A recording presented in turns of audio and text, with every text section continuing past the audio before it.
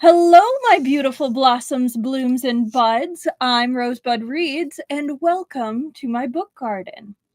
Sorry I'm a little late today. Not gonna lie, I have forgotten how long tattoo aftercare takes. It's like every tattoo is new.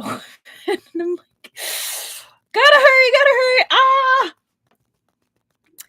But anyway, welcome to part 3 of book 1 of Peerless. Hopefully, no tech issues this time. Hello, Mars Rover. Welcome. How are you doing tonight? Hello, Truffle. I hope you're doing well. Hello, Chi Kiki. And hello, Annika. Oh my goodness, everybody's in. I'm so sorry I was late. Yeah, I ended up having to take off the second skin, which is the protective layer a lot of tattoo artists put on it now, and you have to take your time with that so you don't hurt the skin. Crane season is kicked off. Oh, so you got a lot of cranes around you, or is it like a festival, or just like the literal bird? I'm interested either way. Cranes are awesome. No, so the first day after a tattoo, oh, that's so cool. Cranes are awesome. We have ospreys over by us, or herons. And oh, you follow the crane cam. I know you followed an eagle cam. I didn't know you followed a crane cam, but that's super cool. So the day after, there's a lot of like ink bleed, but not actually blood necessarily, just it's healing. So there's plasma and there's ink. So it turns a very funky color. But I'm gonna show you guys. It's shiny because I put on aftercare stuff. But yeah, this is Chilen or a Kirin, based on what region you're talking about. Thank you. I love my artist. She is absolutely amazing. But yeah, I was there for 8 hours. But yeah, I have to think of a name for my boy. Maybe Ayuan. Because Hope is a good name for Chilen. Yeah, no, the color is amazing. I don't know how much vibrancy it will keep. It will probably keep a lot of it because it is like my 10th or 11th, maybe 12th tattoo. You lose count eventually, and then you have to like physically count them. But it should stay pretty much this color and these shades. My artist does magic with white ink as well, the shading and the different elements. No, she's so cool. She's the same one who did my Way Foxian. Trying to find the right angle. He was for me. There you go. So she did this one too. Focus. There, you can kind of see it. There we go. So yeah, she's awesome. Yeah, I'm so happy I found her, and am willing to travel to her. Yeah, no. But anyway, welcome. I'm excited for this because I'm kind of yeah. Actually, what that is the yin tiger tally. Focus.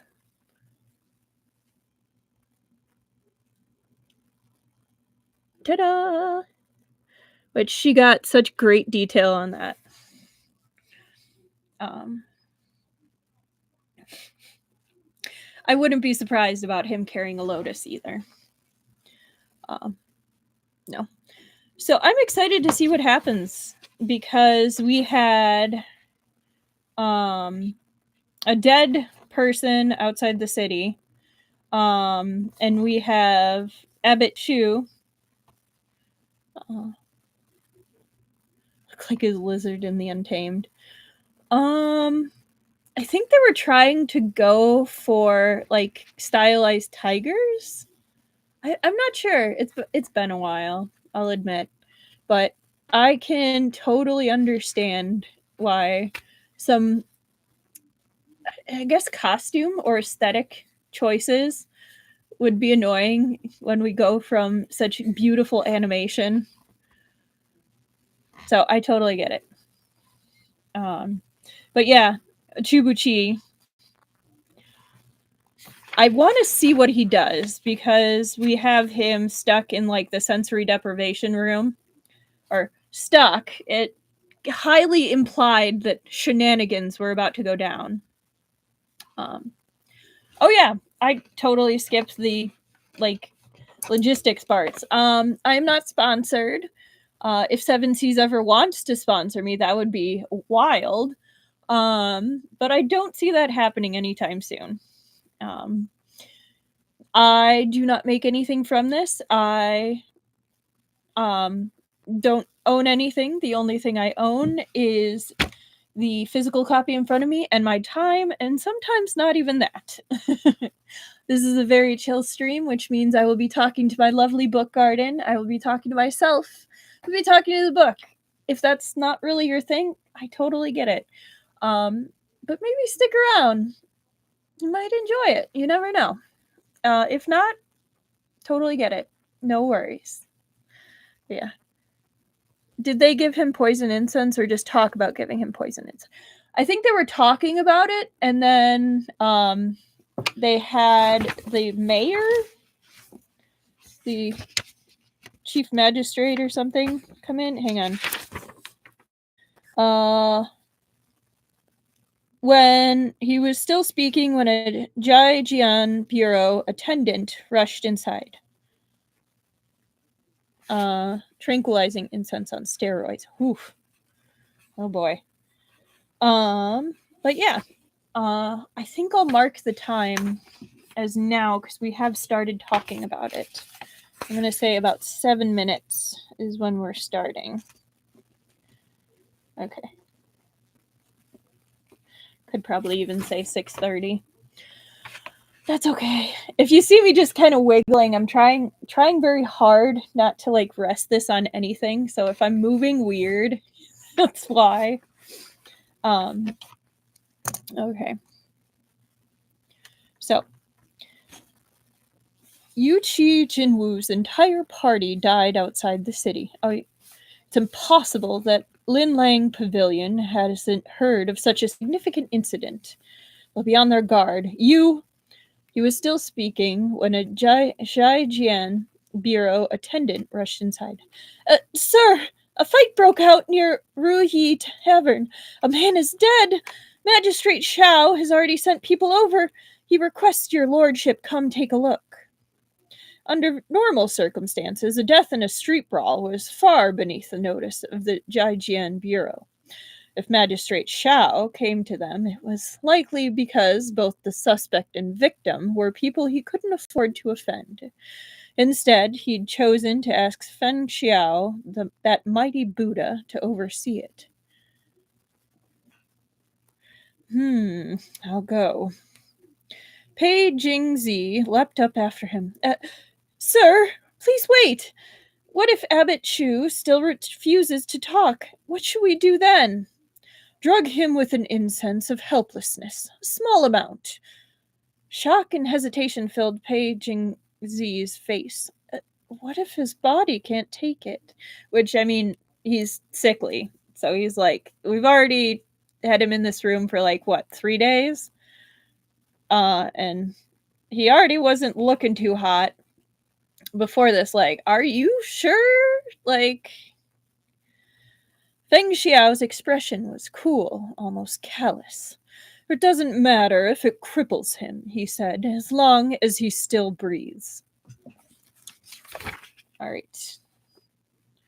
God love an ailing down, my man. Yes, we do. We very much do like our wilting lotuses. Fainting peonies? What's the phrase? All right. Chapter 6. The branches of Linlang Pavilion spread wide throughout the north and south, and their yearly auction was a grand affair. The location of the auction changed each year. Sometimes it took place in Jiangnan and sometimes Haibei. On this occasion in Lugong City. Duder flowers?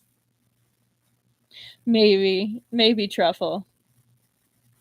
I know there's a phrase where it's like a wilting violet, but I think there's also something about fainting. Um, and I think the wilting violet is more of a Western phrase. I don't know. Um,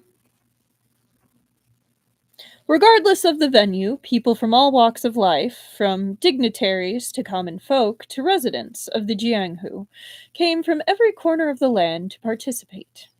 Outsiders often believe there were many priceless treasures at the auction, gold and jewels fit for a king.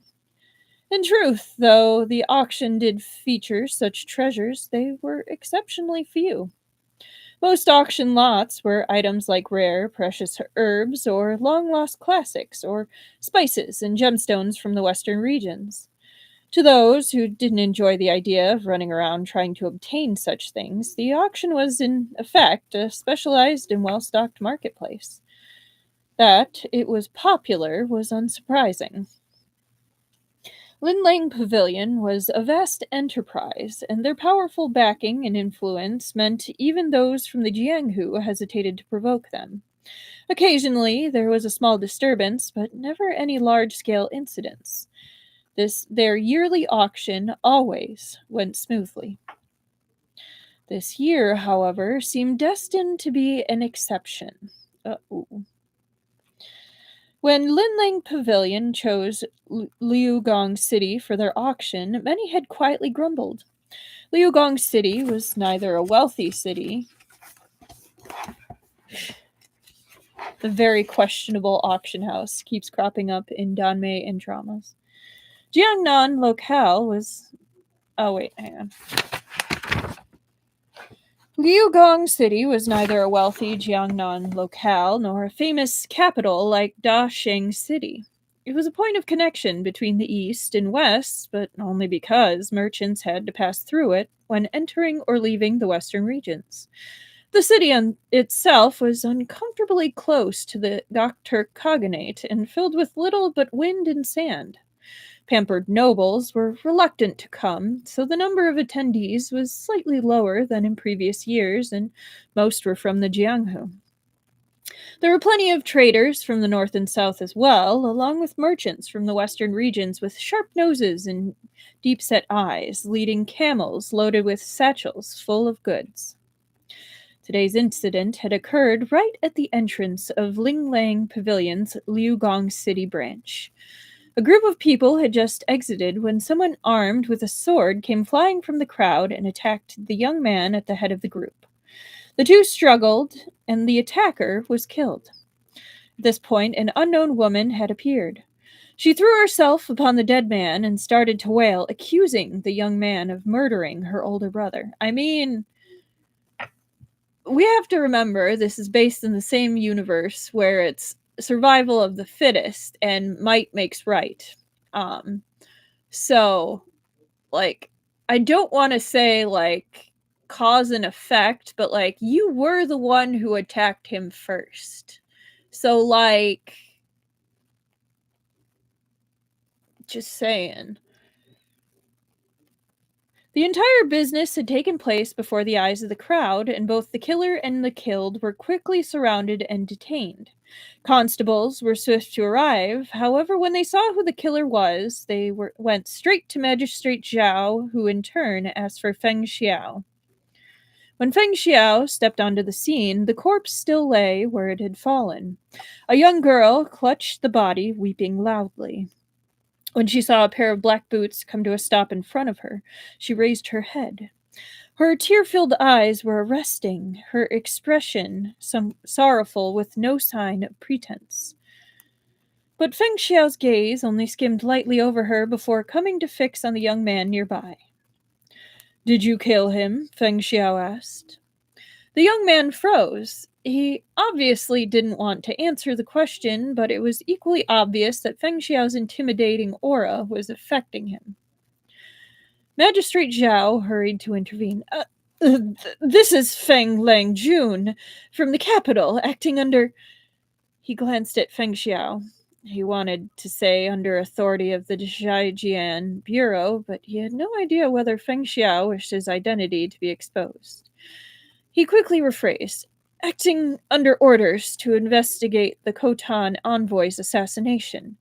He came specially to help. So just a reminder that the Langjun is a polite address for any man similar to gentleman. He turned back to Feng Xiao. This is Wen Liang, Linlang Pavilion's head broker.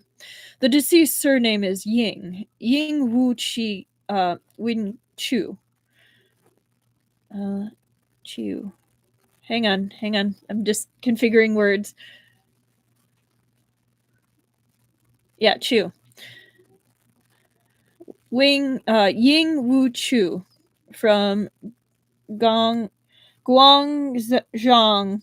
This young lady is his sister. Wen Liang seemed to see an opportunity to defend himself. He stepped forward, cupping his hands in greeting. This one is Wen Liang. Gentlemen, please let me tell you what happened. Just now, as I came outside with the assistant brokers, this man suddenly appeared and tried to kill me. Fortunately, I studied some martial arts in my youth and barely managed to fend him off. It was sheer luck that I avoided injury. Yet for some reason, he fell down dead on the spot. I didn't kill him. Everyone here saw you fighting my brother in broad daylight, the girl cried in anger. You struck him and killed him. A murderer must pay with his life. Is that all you have to say? In contrast to the girl's distress, Wen Liang appeared almost calm. This man attacked me first. I was only defending myself, and the strikes I landed weren't fatal. A proper investigation will make things clear. If you hadn't killed our father, would Dagua have tried to kill you at the cost of his own life? So, elder brother is what Dagua means. When added as a suffix, it becomes an affectionate address for an older male. Wen Liang scowled. Slander and lies! When did I kill any father of yours? Miss, you've got the wrong man. This whole thing is a farce. The girl glared at him hatefully. Wen Liang, I'd recognize you even if you turned to ash. There was obviously some story here, but Feng Xiao had no intention of carrying out an interrogation in the middle of the street. He waved a hand and ordered all related persons be brought back to the county office. The girl refused to leave her brother's corpse and had to be hauled off by 2 constables. She sent a bloodshot glare at Wen Liang as she was dragged away, her face the perfect embodiment of fury. If vengeful spirits existed in truth, she'd likely have bashed her brains out against a pillar, then came roaring back from the dead to make Wen Liang pay with his life.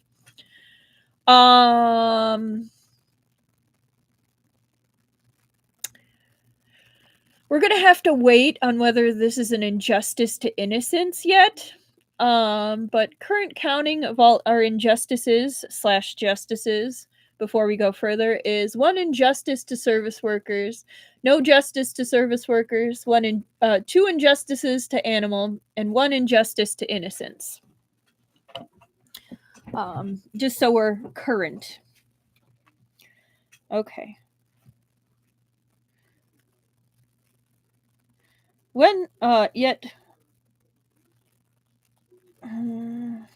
Yet Wen Liang didn't spare her a glance.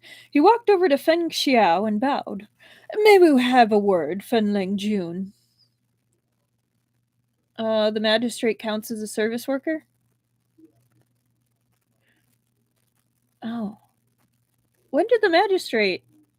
Oh, yes. Okay, so that's 2. Okay. Fair point.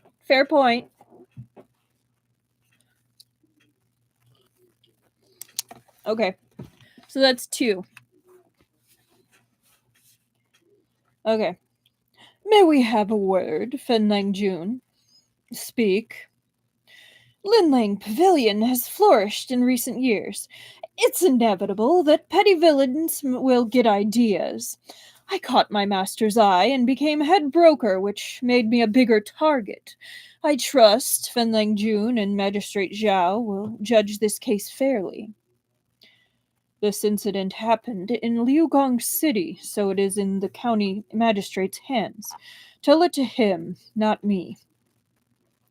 By now, the corpse had been moved, leaving a blood stain on the ground, blackening in the sun. A light breeze brushed past Feng Xiao's ear. His reflexes were excellent, and he dodged to the side at practically the same instant. Something flashed past. A glittering needle nearly grazed his nose as it hurtled towards Wen Liang only a few steps away. Wen Liang was oblivious.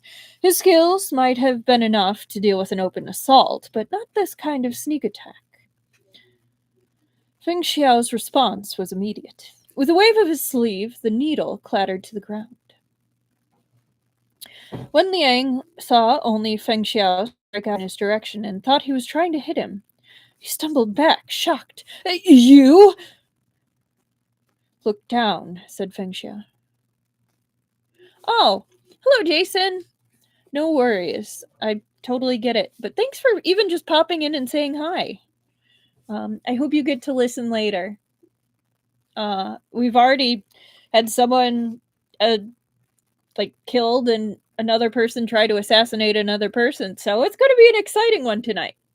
Good luck at work, though.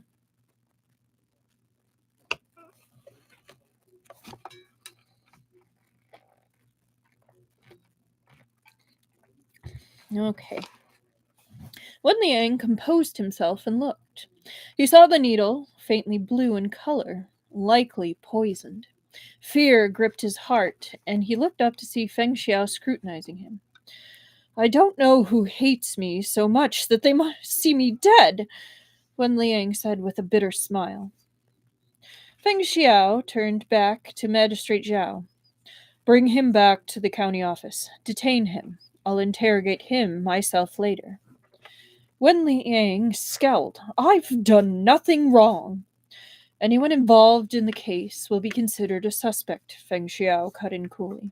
Whether or not they are innocent will be determined after my interrogation.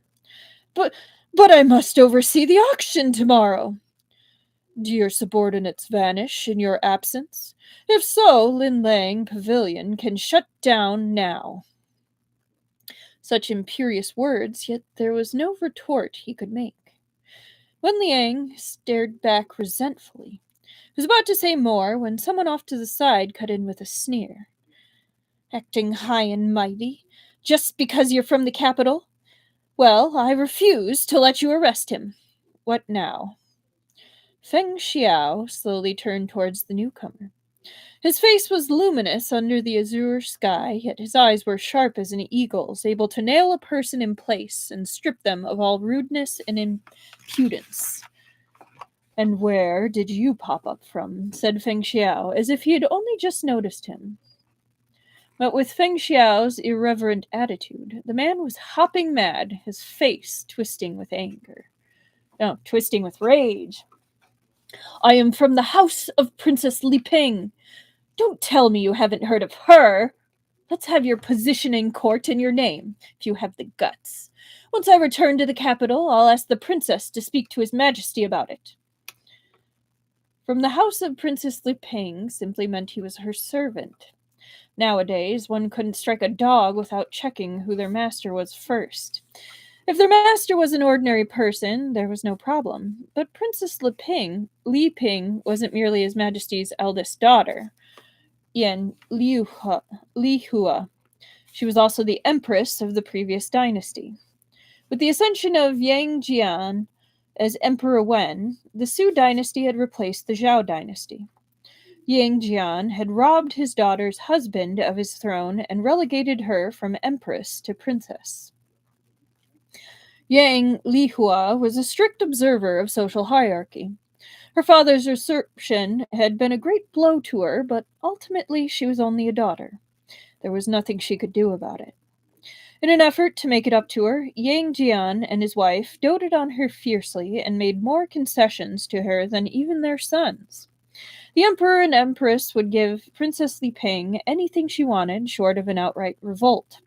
Invoking the princess was sometimes more effective than invoking the six ministers. Princess Li Ping held dividends in Linlang Pavilion, so she'd become their protective shield. On hearing her name, any outsiders who thought to make trouble for Linlang Pavilion would back off. And this was to say nothing of the figures of other noble families standing behind the pavilion with her. But when Feng Xiao heard the man utter the name Princess Li Ping, not only did he fail to cower in fear, he actually raised an eyebrow. His gracefully curved eyes glimmered as he flashed a radiant smile. My name is Feng Xiao from the Jijian Bureau. Don't you think it's pretty? The moment the princess's servant heard the words Jijian Bureau and Feng Xiao, his face drained of color. His self-satisfaction vanished completely, and he looked like he'd seen a ghost. If he could, he would have sprouted wings and flown away on the spot. Oops! Whoopsie!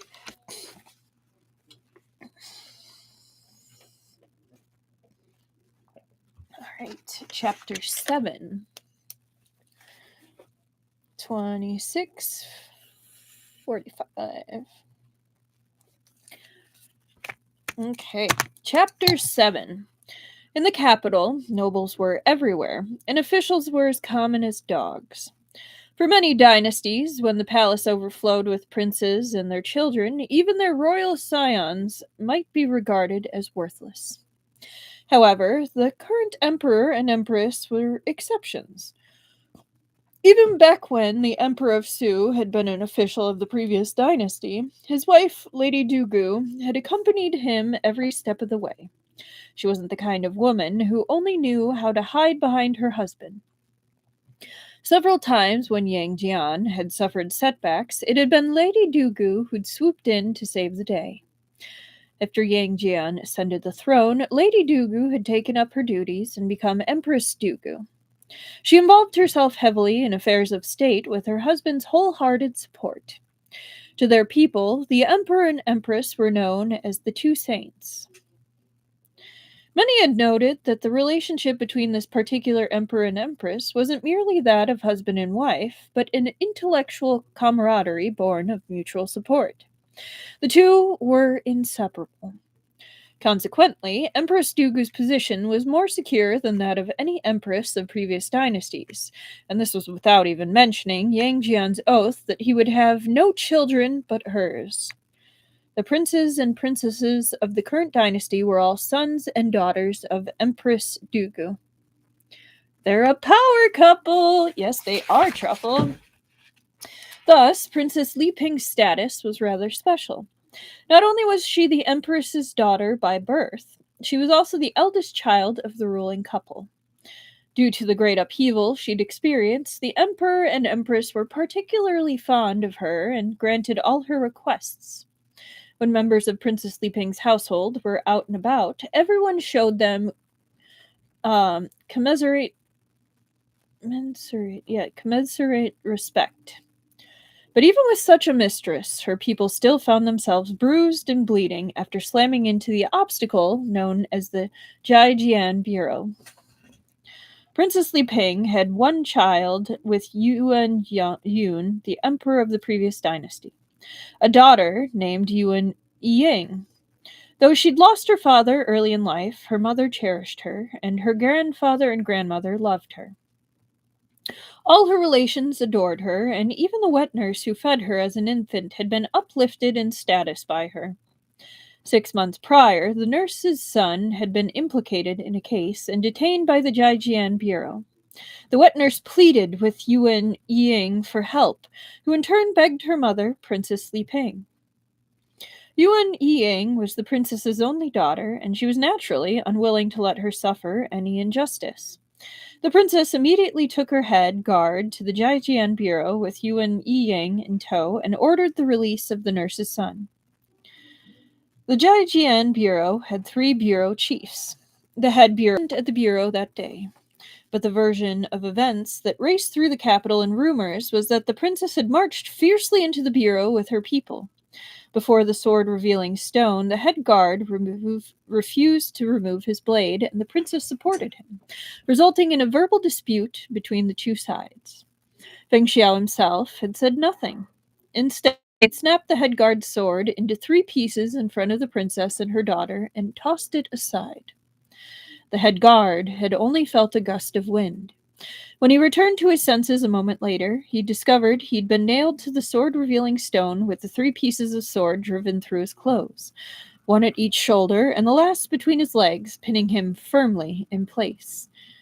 He didn't dare move a muscle. Everyone stared, dumbfounded. Princess Li Peng couldn't believe someone existed who dared humiliate her people before her very eyes. She complained to the emperor, but unexpectedly, it wasn't the Zhaijian bureau or Feng Xiao who found themselves eating crow, which is basically eating their words or, like, failing the argument. When you eat crow, you basically eat your words. Poor guard. I mean, he was being disrespectful, but I would almost count that. I don't know if it's quite an injustice to service workers, because he was kind of asking for it a little bit with the disrespect. So it was overkill. It was definitely overkill. Yeah. She complained to the emperor, but unexpectedly, it wasn't the Jiajian bureau or Feng Xiao who found themselves eating crow. The Emperor of Su had laughed and said, Feng is just direct. He sent the head guard out of the capital, said a few words of comfort to the princess, and that had been that. So the heir is a character that means second here. Feng Er is an abbreviated way of saying second in command Feng Xiao. The incident sent a clear message. The Zhaijian bureau held an important place in the emperor's mind, and he valued Feng Xiao highly. Even Princess Li Peng couldn't touch Feng Xiao, let alone anyone beneath her. Feng Xiao's infamous reputation had circulated within the capital for quite a while, and those from the princess's residence were certainly aware of it. As soon as the princess's servant heard the Zhaijian bureau's Feng Xiao was here in the flesh, he paled. He lost his previous arrogance and now itched to flee. Ah! Perhaps there's been a mistake. If the Jiajian Bureau is handling the case, we couldn't possibly interfere. Please, go ahead. The man gave a pained laugh, all solicitude. He's like, I'm not touching the situation. But it wasn't so easy to shake off Deputy Bureau Chief Feng.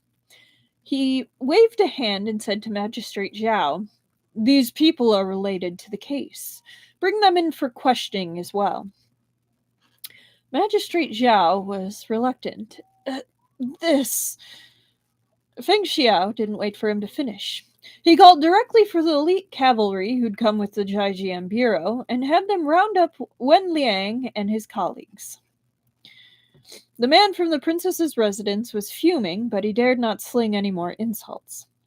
Helpless, he could only glare balefully at Feng Xiao and comply. If even Princess Li Peng herself was unable to stand against Feng Xiao in the capital, then out here in this backwater, Feng Xiao could kill him and walk away unscathed. In the end, Feng Xiao didn't interrogate Wen Liang himself. Once everyone was safely at the county office, he handed the case over to Magistrate Zhao. Lugong City had weathered one calamity after another in the last few weeks. Magistrate Zhao was bruised and battered. He had no clue where to begin, and warily rushed to deal with each new event, while terrified Feng Xiao would tell him off for slacking on the job. All he could do was throw himself into the work with everything he had. He didn't dare cross the line when interrogating Princess Li Ping's men, but he had no such scruples when it came to Wen Liang.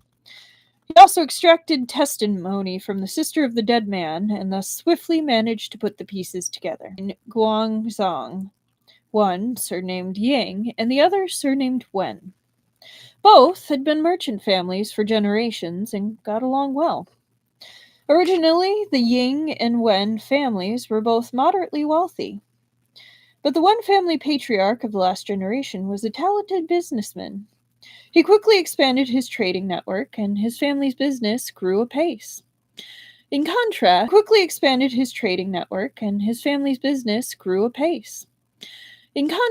the Ying family had no such brilliant talents, and their circumstances were... Okay. All right. So, my dad is resetting the modem, so we don't have what happened the other day where it's back and forth and back and forth and back and forth. Hopefully this will help stabilize it. Sorry. But anyway, he also extracted testimony from the sister of the dead man, and thus swiftly managed to put together the pieces. A great many years ago, there were two households in Guangzong, one surnamed Ying and the other surnamed Wen. Both had been merchant families for generations and got along well. Originally, the Ying and Wen families were both moderately wealthy. But the Wen family patriarch of the last generation was a talented businessman. He quickly expanded his trade network, and his family's business grew apace.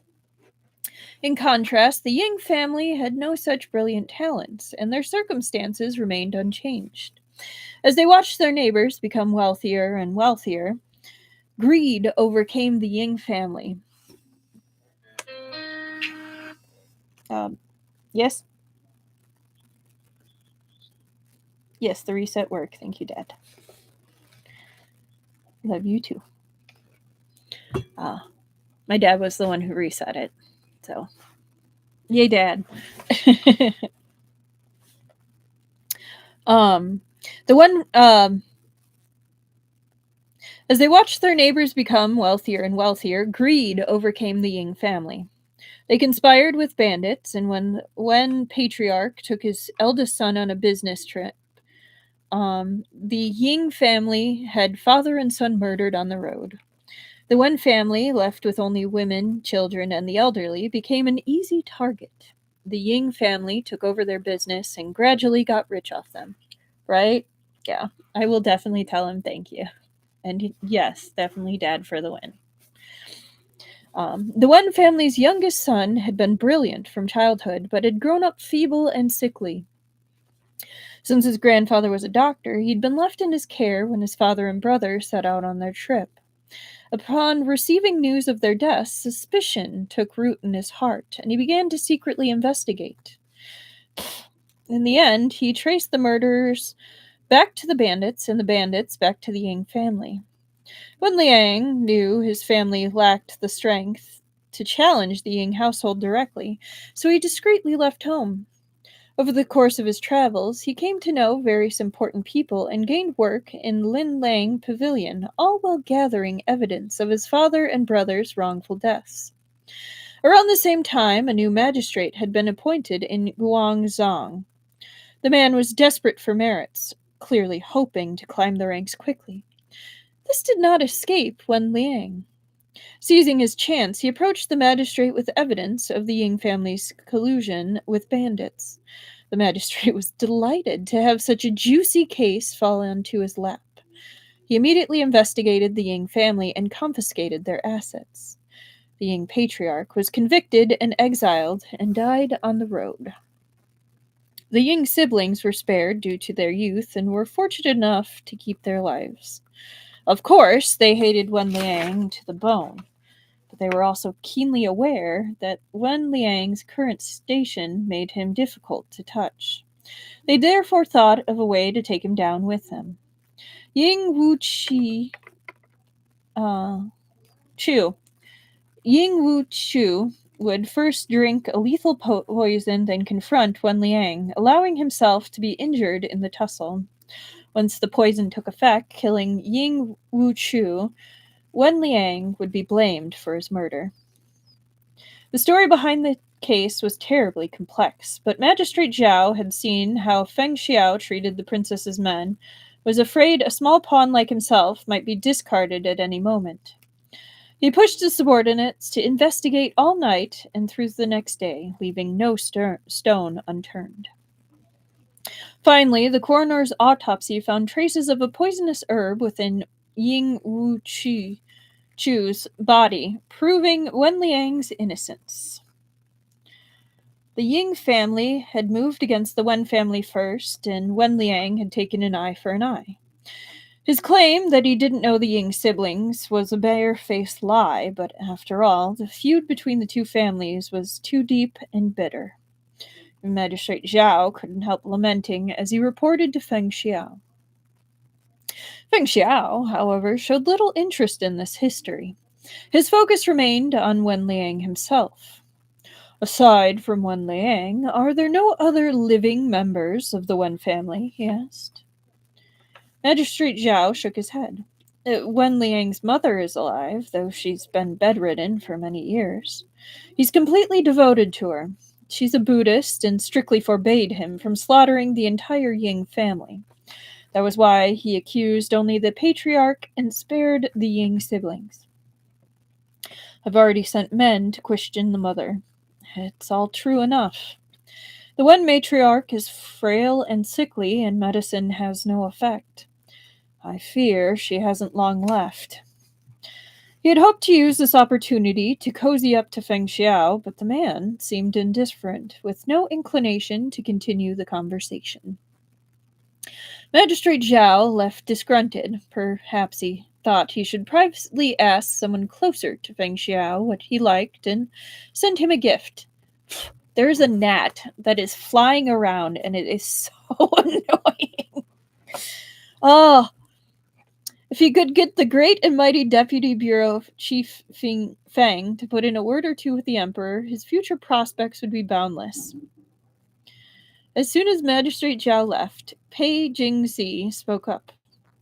Sir, that Wen Liang is very suspicious. Feng Xiao hummed non-committally, the pitch carrying a musical upward lilt. It was enough to make one's heart flutter, but not with desire. This was an instinctive reaction in the face of beauty. Some beauties stood out in complexion, others in figure. Feng Xiao, however, was a rare example of peerless beauty. Peerless? Like the title? What? Beautiful as he had a sharpness about him now on full display. His demeanor was intimidating, his every gesture filled with power. No one would harbor indecent desire for such a beauty. They were more likely to be entranced and bow down in worship. That's it. That's the title. There you go, Annika. You're right. Pei Jingzi's thoughts drifted for a moment. He wondered whether Feng Xiao's parents had foreseen how outstanding their son would become, and if that was why they'd given him such an unusual name. Xiao, the high heavens. We were overdue for a title job. I guess so, Truffle. When he heard Feng Xiao click his tongue impatiently, he swiftly reeled in his fanciful musings. The Jade of Heaven Lake is said to possess the power to grant eternal life and raise the dead, Pei Jingzi said. Wen Liang's mother has been ill for quite a long time, and he's incredibly filial to her. A single word from his mother was all it took for him to spare the Yin siblings. If not for that, they would have had no chance to take revenge. Perhaps he plotted to steal the jade for his mother's sake. That would give him motive. Continue. If not for your lordship, Wen Liang might have died outside Linlang Pavilion today. Perhaps he was target because he's been exposed somehow. Perhaps his co-conspirators were terrified he'd betray them and leapt to silence him. Pei Jingzi went on. Liu Gong City is an insignificant branch for Lin Lang Pavilion. They've never chosen such a remote location for their auction, yet this year they happened to select Liu Gong City. Couldn't Wen Liang have specifically pushed for Liu Gong City because it was convenient for his plans and away from prying eyes? If we examine the clues, this subordinate believes there is a high chance Wen Liang is connected to the envoy's murder, as well as the thief of the jade. When he had finished, Feng Xiao said, "Don't you find it too convenient?" Pei Jingzi started. What do you mean? We scratched the surface of Linling Pavilion, and Wen Liang fell into our lap. It's like having someone put a pillow under your head right before you doze off. The coincidence is uncanny. I suspect someone is deliberately trying to confuse us. Pei Jingzi blinked. Privately, he thought that Feng Xiao was far too paranoid. The subordinate will keep an eye on Wen Liang. I'll pry the truth out of him, whatever it takes. Feng Xiao changed the subject. Did you use incense of helplessness? Oh, wait, hang on. Wrong voice. Feng Xiao changed the subject. Did you use incense of helplessness? What were the results? A strange expression came over Pei Jingzi's face. I used it, but Chu Chu hadn't spilled a thing. Pei Jingzi had never imagined there could exist someone so unyielding that even incense of helplessness was useless against them. I'm gonna love it if he's doing it strictly out of pettiness at this point, which I feel like he kind of is.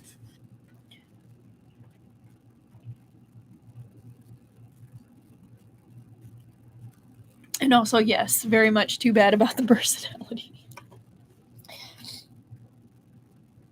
Chapter 8. Sweet. Timing wise, worked out really well. 51:30.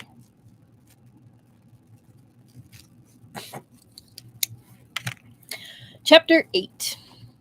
I think of my lord fondly, but he will never change. He is ignorant, yet I am helpless. A quote from the poem Nine Changes in the Elegies of Chu, one of the two earliest collections of poetry from Chinese literature. From what I remember, both men are really willing to get petty. I kind of love that. Uh, it's human. It's very human. Incense of helplessness. The name alone elicited 1,000 sorrows. It held a fragrance like the first lotus in early summer, delicate and refined, but in truth, it was a terrifyingly effective drug, a horrific poison of which people trembled at the thought. Although its toxicity wasn't enough to kill, the incense would permeate one's body, devouring bones and marrow, until the victim gradually grew addicted. A day without the incense, and they'd find themselves short of breath, their bodies weak and mind delirious. 3 days, and they would feel as if sharp knives were scraping at their bones. Their suffering would be unbearable. After 5 days, their only succor would be death. They'd have to cross the bridge of helplessness leading to the afterlife for a bowl of Meng Po's memory-erasing soup. The moniker of helplessness didn't refer to the forlorn state lamented by poets, but instead to the bridge of helplessness that spanned the underworld's river of oblivion. Chu Buchu had sat in the lightless, soundless house for 5 full days. His tormentor had the timing down to an art. Food and water were sent only when his fatigue grew unendurable, and he was drifting in and out of consciousness. When he next regained awareness, he found sustenance an arm's length away. It was only a tiny bit of food and water, barely enough to keep him alive. But the greatest torment was neither thirst nor starvation. It was the endless silence and the blur of time. He didn't even know what day it was. What followed the darkness was more darkness. Beyond the stillness lay eternal silence. He tracked the hours by counting the 12 joints of his 4 fingers. He did his best to stretch his body and recite classics from Taoism to Confucianism, then from legalism to Buddhism, in an attempt to clear his mind and keep himself focused. Gradually, his eyesight deteriorated, but his hearing became keen. At this point, even the scurrying of insects and mice, the drip of water, would have been precious treasures. But there was no such sounds. He didn't know what method Feng Xiao had used, but it was as if the house had been forsaken by the rest of the world. If not for these meager rations, Chu Bu Chu would have suspected they really had forgotten him. No average person could have endured this kind of silent torment, where day and night ceased to exist. Forget 10 days or half a month. Even 3 days would drive them insane. That was to say nothing of Chu Bu Chu's health, which was so poor he fell ill with every turn of the season. By the 3rd day, frustration and anger roiled within his heart. His stomach ached from hunger, and his limbs grew weak. His mind was falling into a muddle. Chills ran through his body, yet his forehead began to burn. Sensing another major bout of illness was imminent, he simply surrendered to it. No longer did he recite classics, and he allowed his consciousness to slowly fog over. It was then that he smelled a fragrance. The scent was faint, almost imperceptible, like a fragrance he'd smelled at the capital's Yin He Gardens last year. Subtle, yet sweet, the scent of lotus blooms carried over the breeze, mingled with the fresh aroma of lotus seeds. Soon the capital would grow warmer, and officials and dignitaries would begin entertaining guests in their homes. Their favorite technique was to place boiled lotus seeds and silver ear mushroom broth in a jar, then lower it into a well and leave it for half a day, retrieving it once guests arrive. First, they'd treat their guests to a cup of hot lotus tea to warm the stomach and quench any extra internal heat in the body. Then they'd follow up with a cool bowl of lotus seed and silver ear soup. The concoction filled the mouth with fragrance, soothing one from throat to stomach and extinguishing excess heat. He himself had experienced this kind of hospitality many, many times. Too bad he doesn't have a rat brother, right? Chu Bu Chu suddenly opened his eyes. The darkness that greeted him snapped him back instantly to reality. He still smelled the fragrance. It wasn't a hallucination. In the darkness, he raised an eyebrow slightly and sneered to himself. Incense of helplessness. Though it was a terrifying poison, it was also an incredibly rare and precious one. Yet Feng Xiao was using it on him. How extravagantly wasteful. It was impossible for Chu Bu Chu to leave the house, and he could hardly stop breathing. He had no choice but to inhale that bewitching, addictive fragrance little by little. A skilled martial artist might have circulated their internal energy and thereby resisted the effects for some time, but Chu Bu Chu was no martial artist. The incense of helplessness would only accelerate the breakdown of his body and leave him hanging between life and death. It seemed his tormentor didn't wish him dead and was only using the incense to force him to tell the truth. But using something like this on Chu Bu Chu was akin to cracking a nut with a sledgehammer. The men of the Zhaijian Bureau could have no idea that Chu Bu Chu had been exposed to a similar incense years ago, and for 10 excruciating days. Though he had been left half dead, he'd maintained a basic level of awareness throughout and had never succumbed. Even his master, Fan Yun, had been astonished. He judged his pupil's willpower to be so strong that, if not for his weak body, he could have conquered any martial art in the world. one of those where it's like, I was so powerful the world had to nerf me. Yet incredible brilliance would always draw the envy of heaven. Up there it is! Fan Yun knew it all as well. Even if Chu Buchu learned no martial arts, he still stood head and shoulders above the vast majority. Some people were destined to be extraordinary from birth. To Chu Buchu, all suffering was simply the stone against which he honed himself. Only by blowing away the dust could one discover the gold beneath. Chu Buchu slowly closed his eyes once more. Soon, Lin Lang Pavilion's auction would begin. Feng Xiao couldn't wait much longer to come for him. Chu Buchu gave him 10 days. We do love a menace ex-menace couple, yes.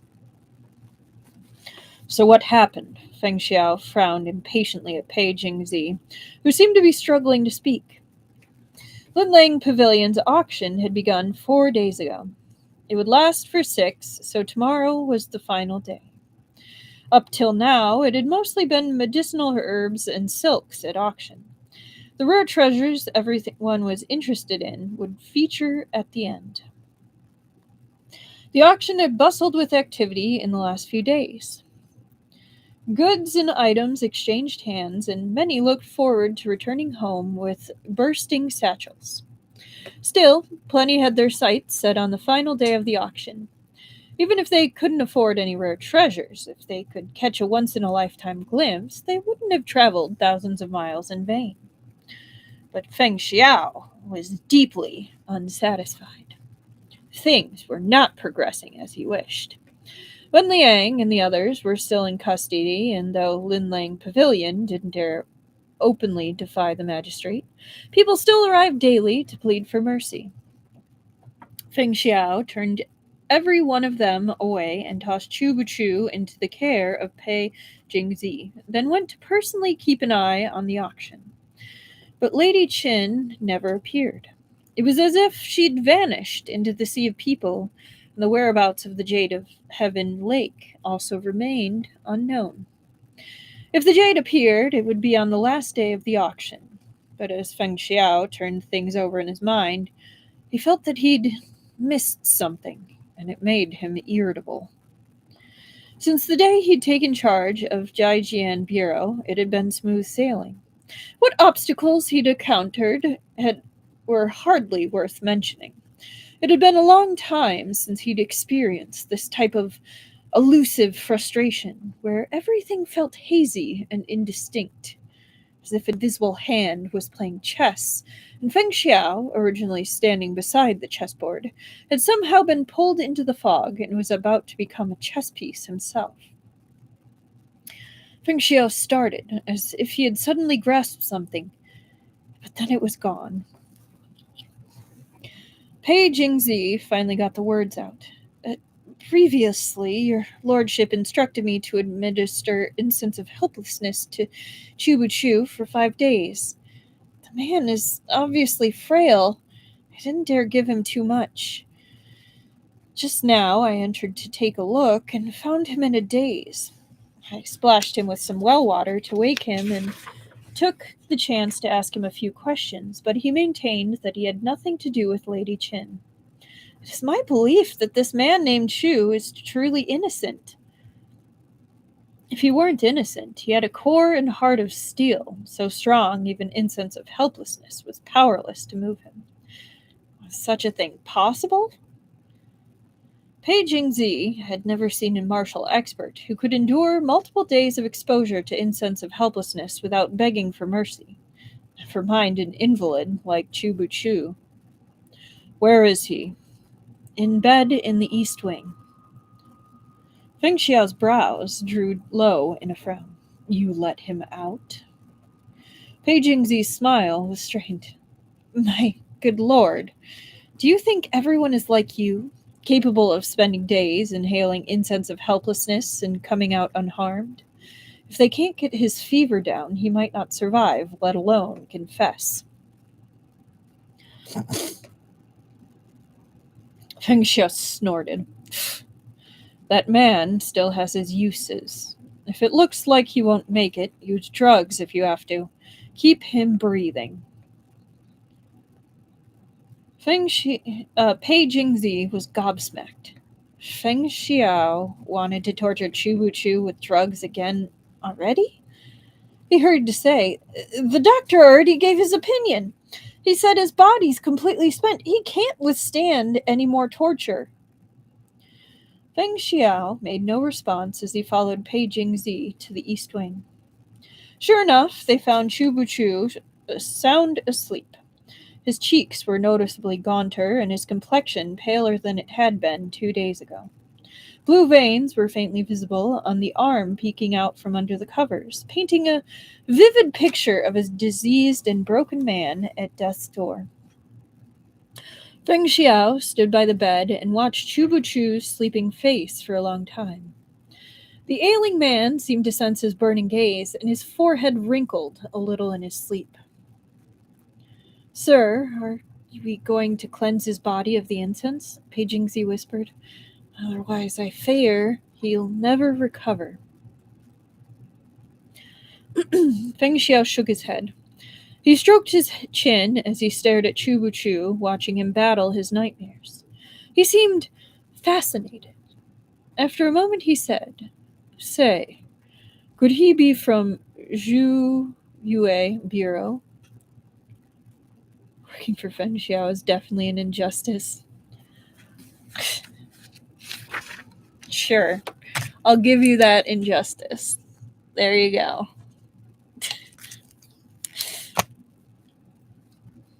All right.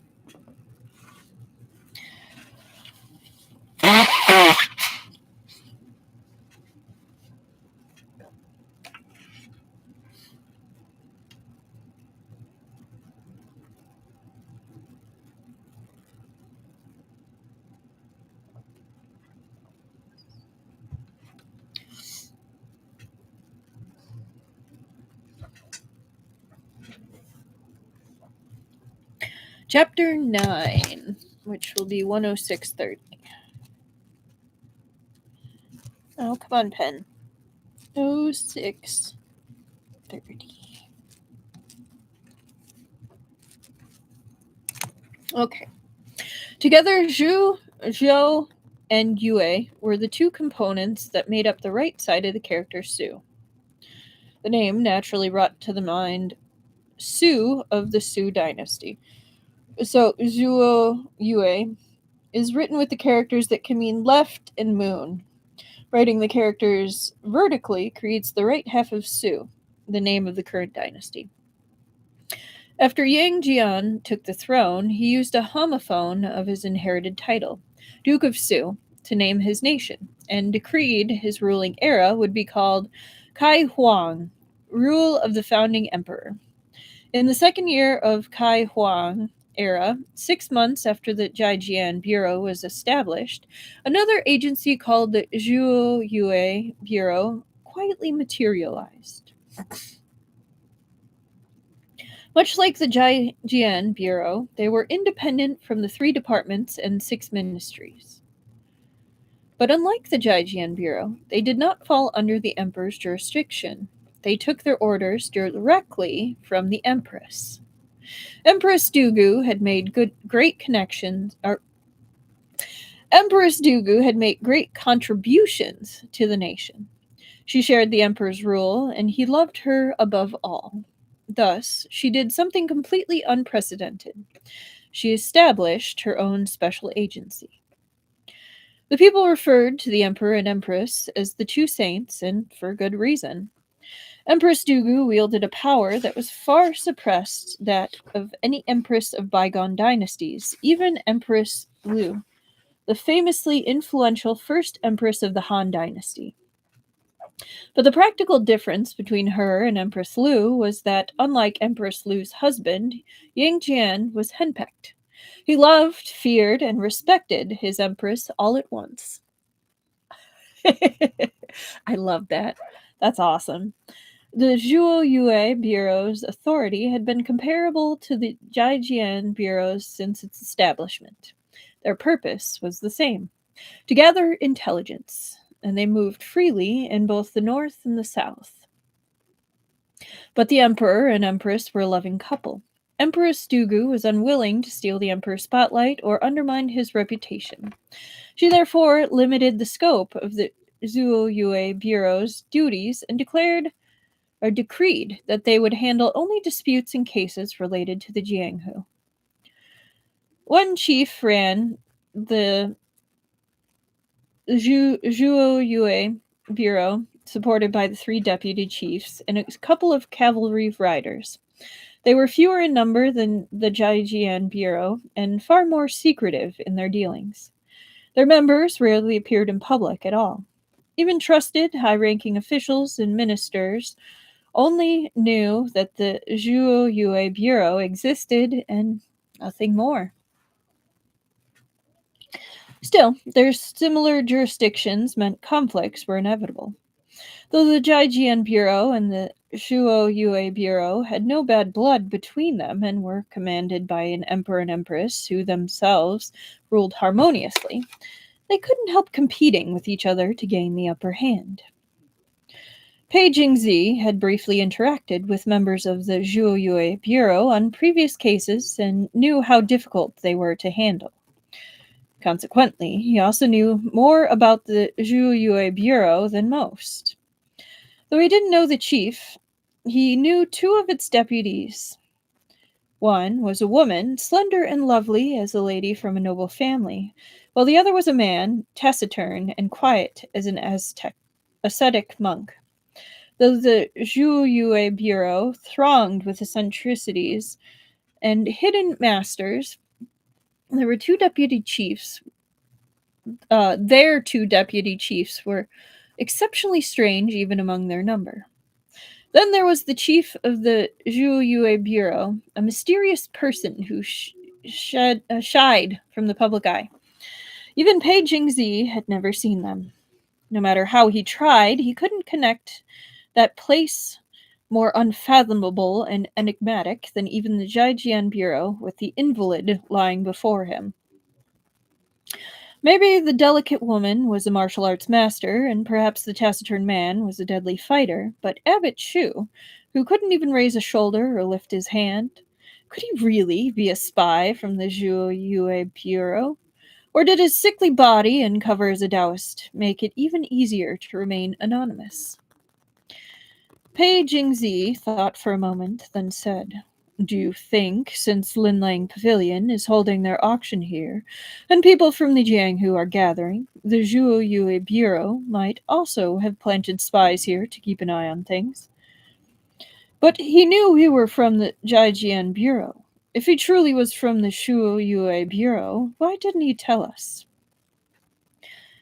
Zaixia Monastery might have been connected to Lady Qin in the past, but this man only arrived 2 months ago for 5 years after Lady Qin left Liugong City.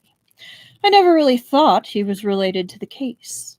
However, around 2 months ago, the court just so happened to decide to move against the Gok Turks. Understanding dawned on Pei Jingzi.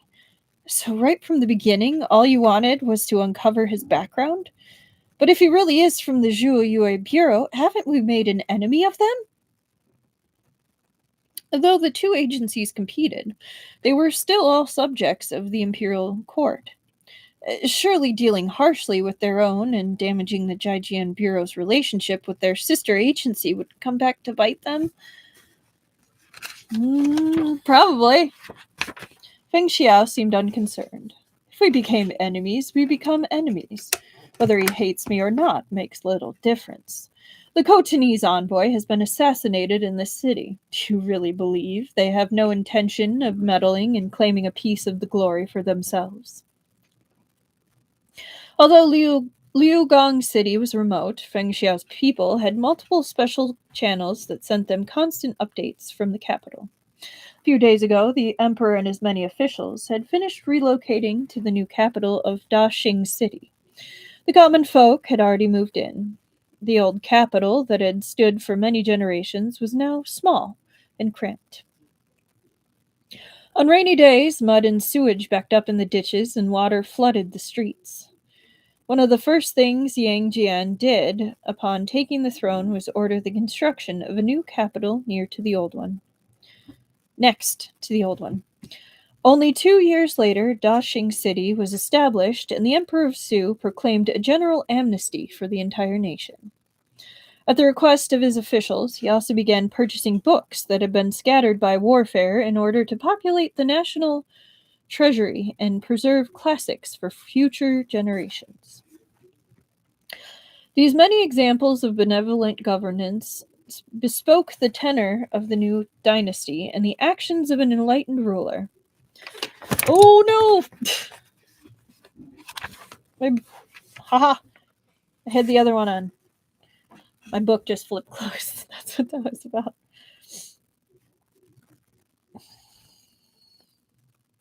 Amid all this, Yang Jian also decided to mobilize his troops against the Khaganate and quell once and for all the disturbances in the north. No one doubted the emperor's resolve. The 3 departments and 6 ministries all got to work, while the Zhaijian and Shuyue Bureau also took their orders and laid their plans. Anyone who played a key role in this matter would gain significant accolades. The Shuyue Bureau had been itching to knock the Zhaijian Bureau down a peg. How could they let such an opportunity slip past? Chu Buchu, lost in fretful dreams, coughed quietly in his sleep.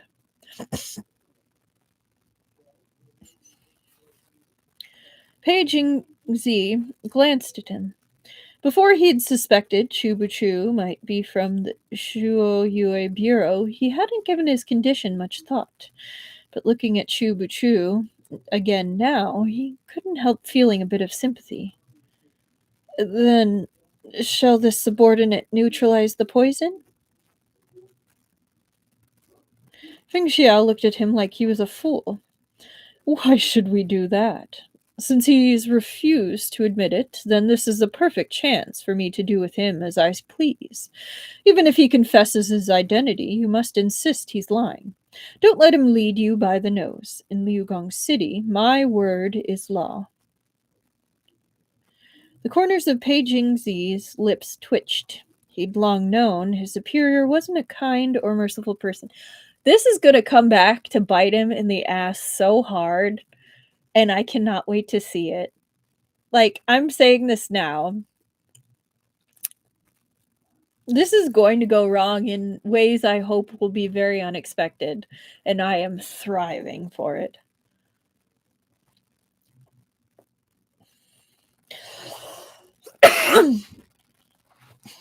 Trapped within the agony of illness and nightmares, Chu Buchu remained completely unaware that Feng Xiao and Pei Jingzi were freely discussing him inches away.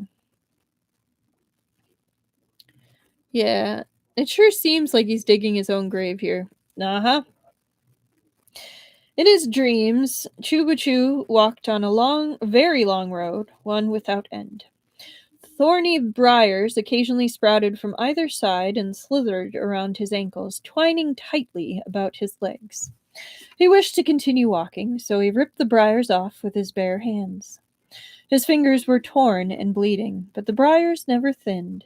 Instead, they multiplied, becoming thicker and more numerous. Thorns stabbed into his flesh. Every movement aggravated his wounds, sending spasms of pain through his body. But not only did Chu Buchu remain expressionless, he insisted on continuing to pull the briars away, as if he felt no pain at all. All his life, if there was something Chu Buchu wanted to do, he wouldn't stop until he succeeded. No matter how it cost him, no matter how hard the road. None of that deterred him. And right now, he wanted to keep going, to walk to the end of the road and see what was there. I feel like he's the mirror image of Yan Wuxi. Somehow the universe gave Yan Wuxi a free pass, though. Yeah, I can kind of see it.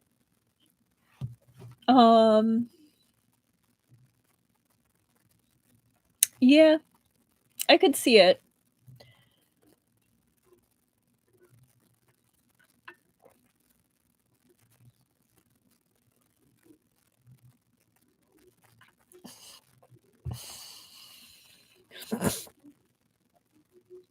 Good. I do want him to get slapped a bit with karma. Uh, None of that deterred him. And right now, he wanted to keep going, to walk to the end of the road and see what was there. At last, unable to hinder him, the briars admitted defeat.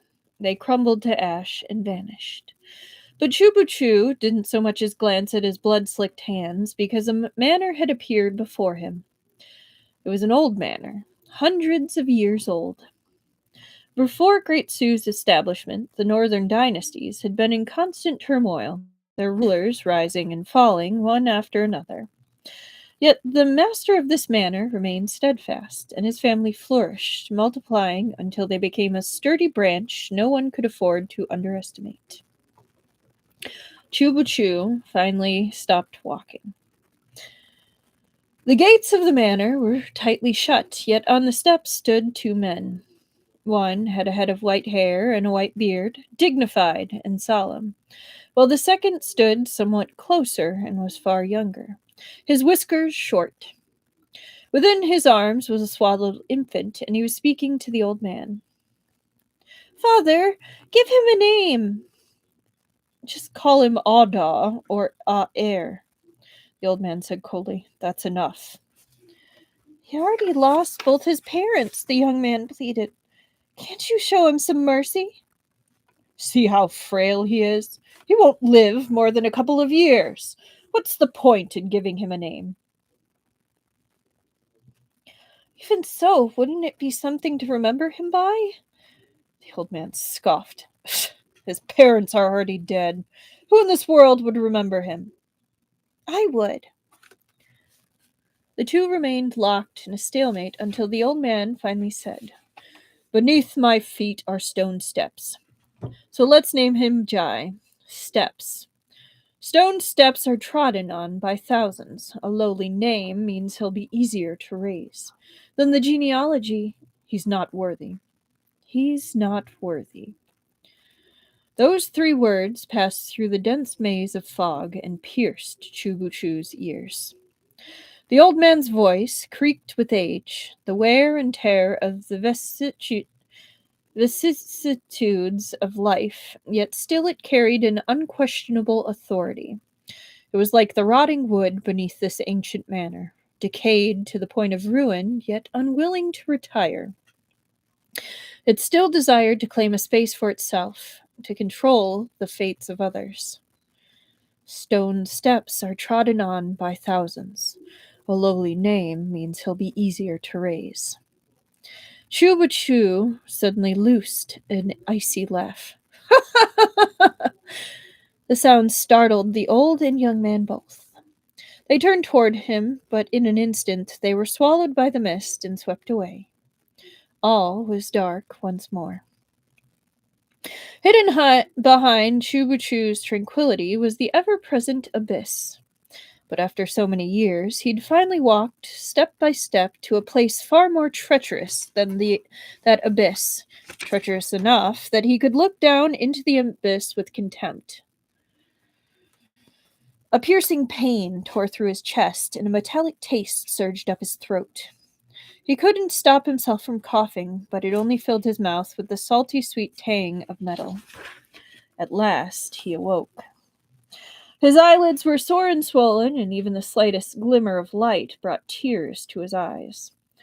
It was a long moment before he could see the muslin curtain before him.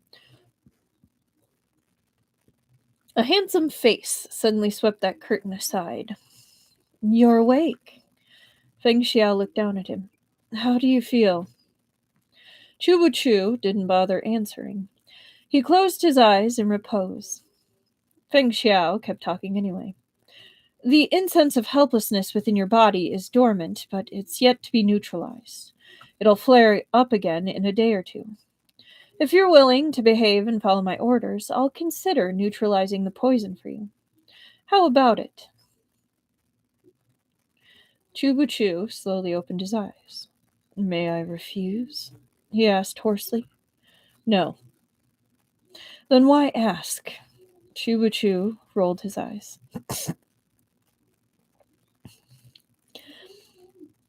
Feng Xiao seemed to not have noticed. So, I don't know martial arts, said Chubuchu. I won't be of any help.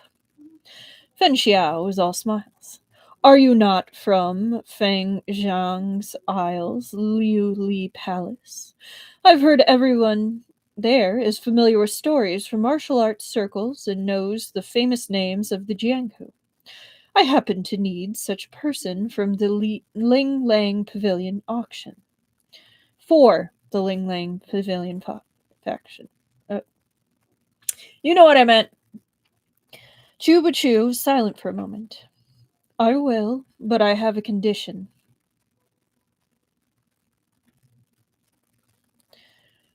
Neutralizing the poison is not an option. Chuba Chu began to cough. I wish to eat and drink. You motherfucker, you want me to work without first giving me any water?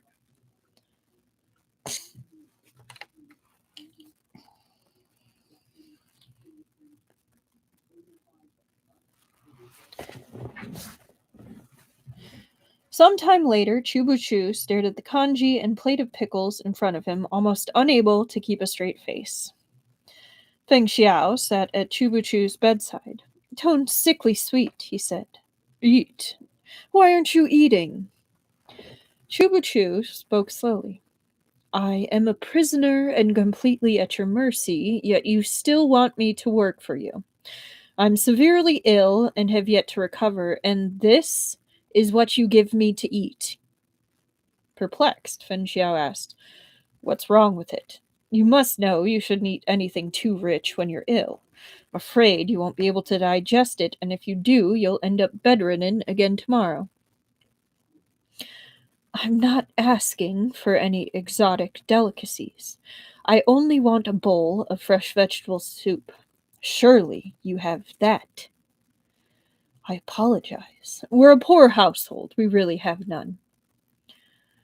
Chubuchu was speechless. He wanted very much to upturn the bowl of kanji over Feng Xiao's head, then take that plate of pickles and smear it all over his very punchable face. Feng Xiao didn't know what Chubuchu was thinking, but he knew it was nothing good. He wasn't in a hurry, and he had no intention of leaving. He even found Chubuchu's restrained reactions awfully amusing. He'd almost been afraid Chubuchu wouldn't get angry. He paced back and forth beside him, looking at the flowers by the window, flipping through the books on the shelf, just waiting for the moment Chubuchu would slam a hand on the table and rise, loudly proclaiming that he was from Zhu Yue Bureau. He waited and waited, but not only did Chubuchu not erupt, he silently picked up his bowl and brought a spoonful of the pickles and kanji to his mouth. Feng Xiao was certain he wasn't mistaken. This Abbot Shu had quite the temper. Even when he'd been pleading his innocence during their first meeting, he'd been unable to conceal the impatience bubbling under his skin. But Feng Xiao had never anticipated that within that sickly body was a core of steel, so strong even incense of helplessness couldn't break him. Someone like this would certainly carve out a place for themselves in the Shu Yue Bureau, even if they knew no martial arts. Feng Xiao grew even more interested. Abbot Chu chewed slowly and swallowed carefully. He took over an hour to finish one bowl of kanji, but Feng Xiao didn't rush him. He waited at Chubuchu's side. Sorry, my heating pad turned off. He waited at Chubuchu's side until he finally set down his food. May I ask what service your excellency requires from me? Why address me like we're strangers? As I recall, I've already told you my name. I'm ranked second in my household. You can call me Feng Er or Erlang. So that literally means second son. Chubuchu ignored him. I've been in Liu Gong City for 2 months and have heard quite a few things, such as that just before the Linglang Pavilion auction, a Khotanese envoy was murdered. If you want my help, surely you must tell me everything first. Yes, there's a picture. Just a moment. Feng Xiao smiled. Naturally. I was gonna finish reading the page, then show the picture. With Feng Xiao's permission, oh, here, I'll show it now, because that's a good cutoff. With Feng Xiao's permission, oh, here, I'll show it now, because that's a good cutoff. I wanted their conversation over first. But yes, there is a picture. And let me angle it right. And yes, he is imagining throwing the kanji on his face. What a smug bastard. Look at his expression. This poor Chubuchu.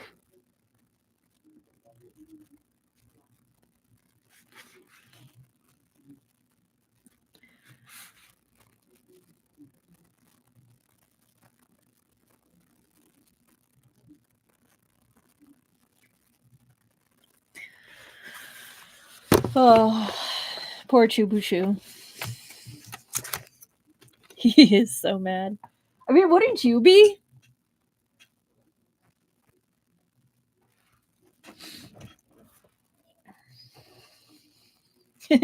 The thought bubble is really cute.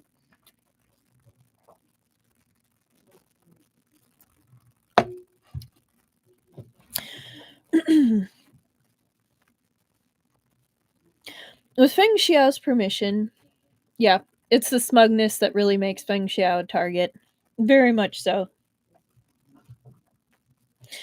With Feng Xiao's permission, Pei Jingzi walked through the entire sequence of events in detail. How the Khotanese envoy had died outside the city on the night of a snowstorm, and how the massacre had been discovered by passing merchants. He also described what they found on the bodies. Chubuchu listened intently. Once Pei Jingzi finished, he said, "Did you investigate the peach blossom fragrance that was within the carriage?" "We did." Pei Jingzi couldn't resist a glance at Feng Xiao. He and this man had struck on exactly the same thought. The beginning, Feng Xiao, too, had believed that the plum blossom fragrance to be a key clue, though the idea had yet to bear fruit. Yes, but it's how he's expressing it that really makes me giggle. Yeah, that too.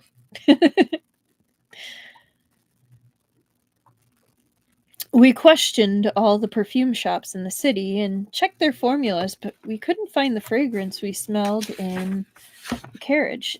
That fragrance. Pei Jingzi pondered as he searched for a fitting description, then blurted, "It's similar to incense of helplessness. If you smell it once, you'll never mistake it for anything else." As soon as he said it, he felt his words had been rather inappropriate. Chubuchu had just been tormented by this very incense.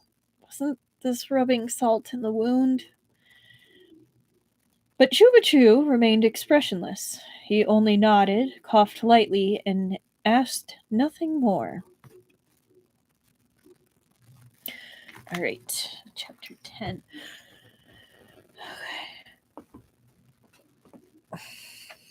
Like really cold, but I don't want to touch the tattoo because this isn't like the cleanest. We're just gonna do half. I'm gonna do half. All right, Chubuchu. Hang on, I gotta mark it. 33.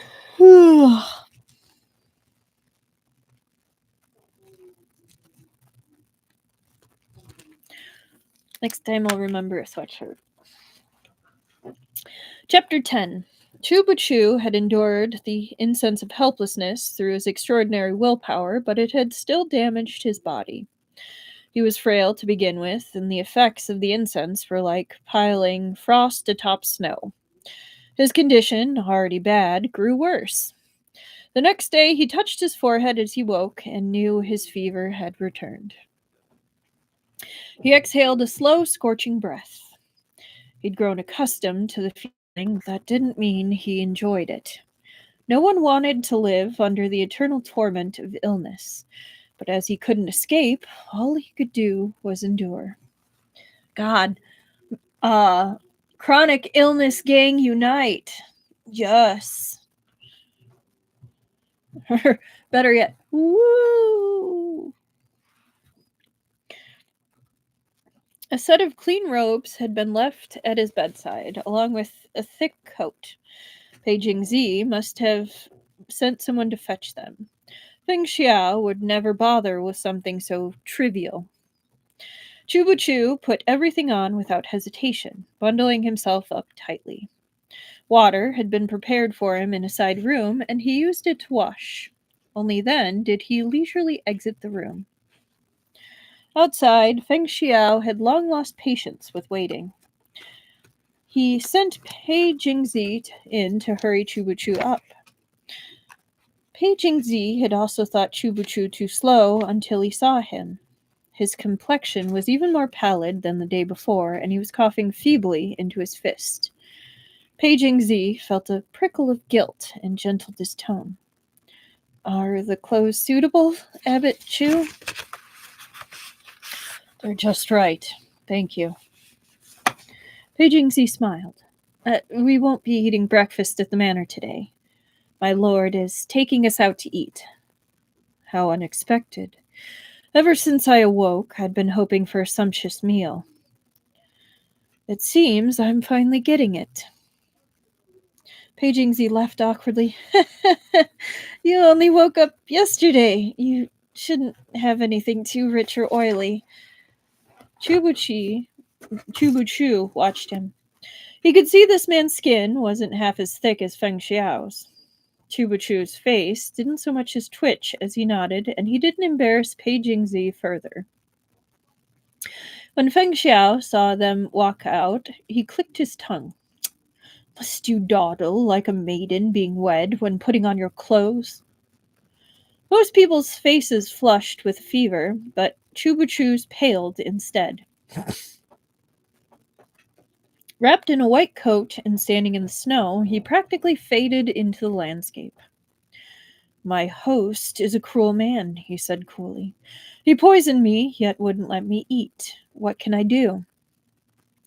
Feng Xiao seemed to be in a good mood. He smiled cheerily and said, Then you're in luck today. A new restaurant just opened in the city, and they hired Maiden Hong as the chef. You've lived in Lugong City for 2 months. Surely you've heard her name? Maiden Hong of Hong's Flatbreads? The very same. Hong's Flatbreads was a famous bakery in Liugong City that sold baked flatbreads. Really? You don't say! It was managed by the Hong family patriarch and his daughter.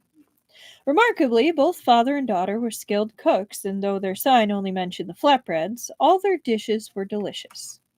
Their name was known throughout the city, and it was said even traveling merchants from Chiemo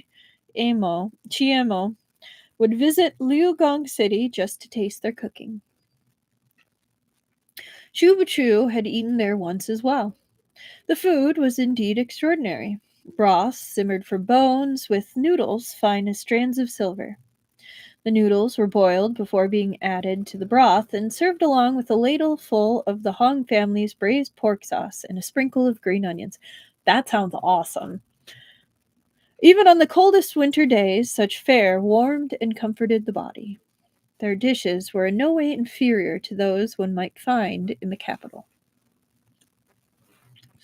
Unfortunately, the Hong patriarch had passed away some time ago, leaving Maiden Hong to run the business by herself. Everyone had gossiped about it, saying a woman was far too delicate to handle such work and that Hong Flatbread's days were numbered. Most had expected Madame Hong to become the concubine of a wealthy family and be kept inside the house. There would be few chances, they lamented, to taste her delicious dishes ever again. Gee, I wonder what the author's favorite foods are. I have to agree, it does sound good, right? But to the astonishment of all, Madame Hong made a fresh start. Rather than choosing a luxurious life, she accepted an invitation to become a chef at this new restaurant. Thanks to Linling Pavilion's auction, members of the Jianghu walked up and down the street, openly carrying their weapons. Ordinary civilians gave them a wide berth, but Feng Xiao acted like they weren't even there. With Chuba Chu and Pei Jingzi in tow, he cut through a street towards the restaurant. It wasn't unheard of for a martial artist to tout the law by dint of sheer power. All capable people had an arrogance about them, and those from the Jianghu were no exception. Experts were rarely modest or open minded, and indeed, most of the martial artists walking the street were prideful young men. Some walked in groups of 3 to 5. Though they weren't all wearing the same uniform, the jade pendants at their waists and the scabbards across their backs were identical. These groups were usually from major sects. Others walked alone, their expressions cold and forbidding. These tended to travel solo and have short tempers. And there were still other groups where men and women walked and laughed together. The women's faces were cheerful and confident, their steps nimble. These were the young sons and daughters of influential martial arts families out to train in the world. Chubachu's gaze swept over them. A single glance was all he needed to discern everyone's backgrounds and approximate temperaments. Don't forget why I brought you out, Abbot Chu. Show me what you're capable of. Chuba Chu couldn't resist rolling his eyes again. This humble Taoist has yet to eat breakfast. He lacks the strength to speak. Feng Xiao chuckled. If you're good and play nicely, we'll crack the case faster and you'll be free faster as well. Is there any benefit to squabbling with me? If I remember correctly, Chubuchu said coldly, yesterday you told me that if I was willing to cooperate, you'd consider neutralizing the poison. You didn't say you'd neutralize it for sure. I was suffering under the effects of the poison yesterday, so I lacked the strength to argue. You want me to play nice with you based on such ambiguous promises? Feng Xiao fished out 2 porcelain vials from his sleeve, each the width of a finger, and held them out before Chubachu. I'll give you a chance. One of these bottles is empty, while the other is a neutralizing agent that will free you from the incense's torment for 3 days. Whether or not you pick the correct vial is up to you. Now don't say I'm not good to you. There was a burning sensation in Chubachu's chest, as if a fire had kindled to life there. It wasn't yet ablaze, but the pain was unbearable, the agony eating down to his marrow. Thousands of invisible hands scratched at him, pricking and numbing. This was the poison, wrapped into a tight line and kept walking.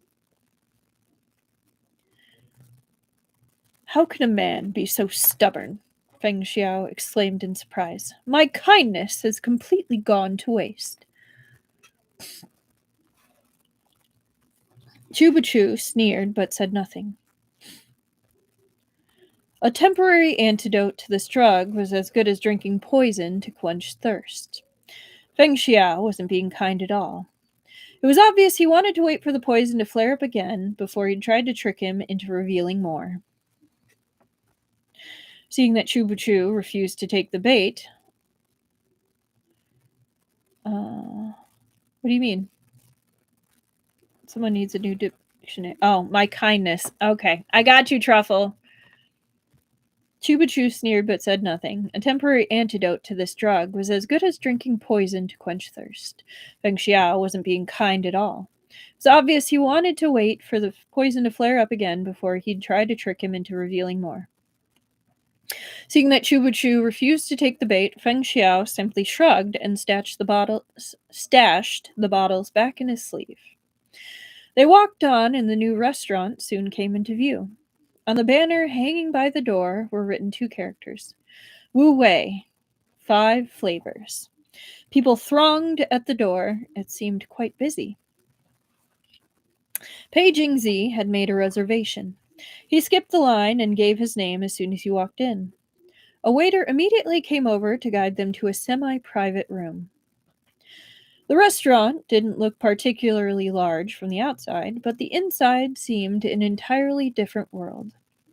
As Pei Jingzi and the others followed the waiter down winding corridors, they realized the restaurant had purchased all the nearby shops and merged them into one. The resulting space had been divided into a main hall and a smaller semi-private rooms. The moment they entered theirs, the noise of the hall faded.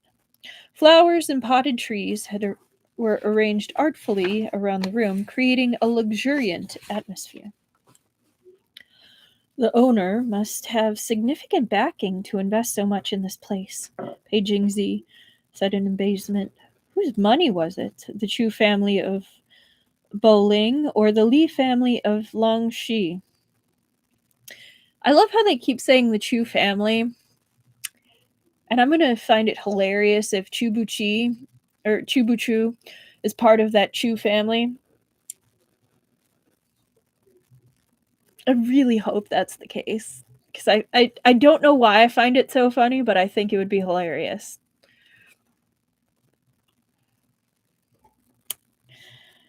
Liugong City had originally been a small border town. No matter how prosperous it became, it couldn't compare to the extravagance of the capital. The itinerant merchants passing through usually stopped here for no more than a few days to trade before continuing on to their ultimate destinations. If not for Lin Lang Pavilion's auction, the restaurant would rarely have been this busy. When he heard Pei Jingzi's question, the waiter turned his head and smiled. This esteemed guest has surmised wrongly. It wasn't the Li family or the Chu family. The owner is a local. He's worked long and hard all his life and only wished for some good food, so he invited Madame Hong specially to be the chef. You gentlemen are in luck today. Madame Hong has been experimenting with some new dishes. He led the trio to their table. There were four in the room, one already occupied by a well-dressed young man and woman. Behind them stood several maids and servants from their household. Though the room wasn't fully private, it was spacious enough that even with four tables, it didn't feel cramped. Feng Xiao put in his order, and dishes began to arrive one after another. Madame Hong couldn't have been the only cook, but her crisp and lively style was evident on every plate. Snowy noodles with braised pork, pork trotter soup, hibiscus and vegetable soup, Hong-style flatbread. Eat whatever you like and stop saying I'm cruel. Surely I'm treating you well enough now. Feng Xia pointed out each dish with his chopsticks and asked for 3 bowls of lotus seed soup. It wasn't the season for lotus seeds, and the Lugong city wasn't plentiful in lotuses to begin with. These seeds were transported from the south over thousands of miles, then wind-dried and preserved throughout the entire winter. The price of those 3 bowls of soup was probably more than the rest of the dishes combined. It was the lotus seed soup that finally loosened Chubuchu's tongue. He looked at the couple dining at the other table. That woman's name is Lu. She's from a wealthy local family, and it said they traced their lineage back to the Lu family of Fang Yang.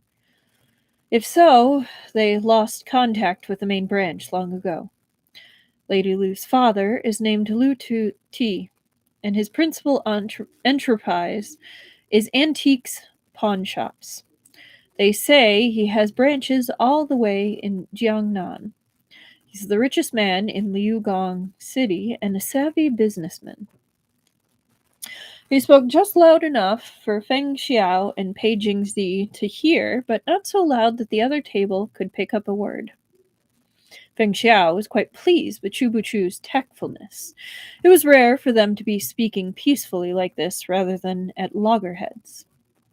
Is the man also from the Lu family? Chubuchu shook his head. The man is Su Xing, Lady Lu's older cousin. His parents passed away several years ago, and his family's fortune fell into decline. He sought refuge at his younger cousin's house, and Lu Ti sponsored his studies. They say that Lu Ti wishes to have him as a son-in-law. If all goes well, that pair will be married within the next 2 years. Lu Ti has no sons, so Su Xing stands to inherit the family business. Then this Wu Wei house is also owned by Lu Ti. Of that I'm not sure, said Shubuchu coolly. After all, I was locked up for several days. I may have missed a lot of news. He'd seized the chance to take a jab at Feng Xiao, but Feng Xiao acted as if he hadn't heard. He picked up a flatbread, broke off a small piece, and popped it in his mouth. This flatbread is delicious, but it's rather chewy. Someone who's been poisoned or is recuperating from an illness generally wouldn't be able to eat it even if they wanted to. Would you like a piece, Buchu? Chu Buchu said nothing. Pei Jingzi stifled a laugh and quickly looked away. His eye caught on the young man at the neighboring table who was picking up a piece of vegetarian goose. Is it like tofu? Vegetarian goose?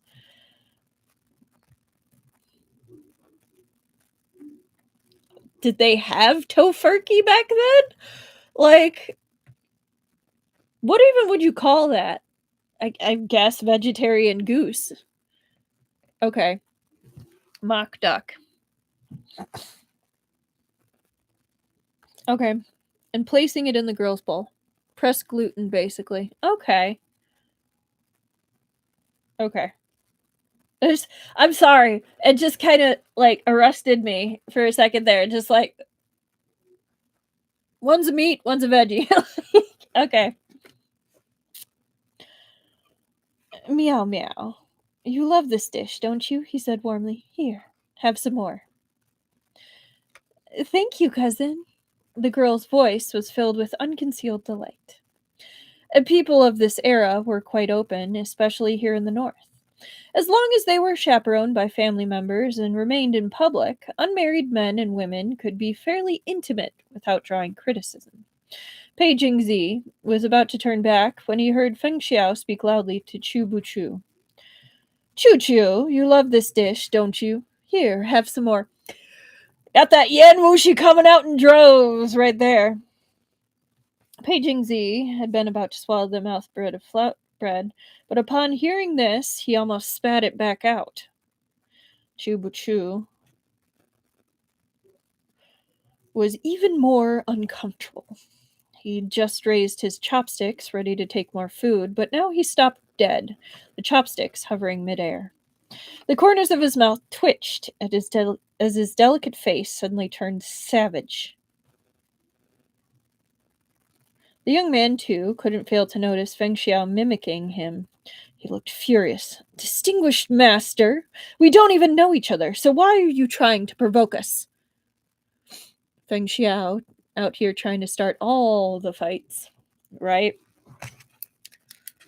I mean, he's probably trying to piss them off enough that they slip up and say something, but like, that is a very interesting strategy to pick. I mean, he's got the powerful backing, but one day you're going to meet someone who's not. Oh, look, he met someone who's not willing to put up his bullshit and might actually have a powerful backing behind them, too. So, suck it.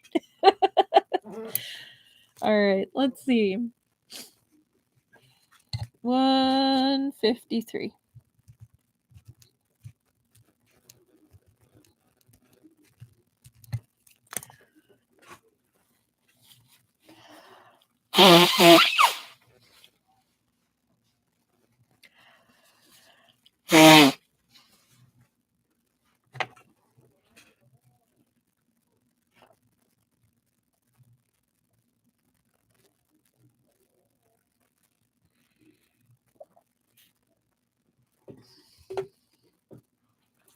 Chapter 11. How strange, said Feng Xiao. This isn't your house, and you didn't invent those words or their pronunciation. We're in a public space, but I'm not even allowed to speak. Is there no law in this land? Feng Xiao kept his gaze fixed on the young man as he shoved the meat into Chu Buchu's bowl. Chu Buchu slid the bowl away, but it was like the chopsticks had eyes. They perfectly followed his movements and dipped into his bowl with unerring accuracy. Chu Buchu glared at the meat in his bowl as if he could see traces of saliva from Feng Xiao's chopsticks on it. Never mind the food. He didn't even want to touch the bowl anymore. But it seemed Feng Xiao wasn't done. He pushed a plate of fried beans toward Shu Buchu. Are the meat dishes not to your taste? That's fine too. There's still beans. Here, I'll peel them for you. White and tender. Hurry up and try one. Or shall I feed you? You try to feed him, he's gonna bite your finger off. Chu watched him in silence.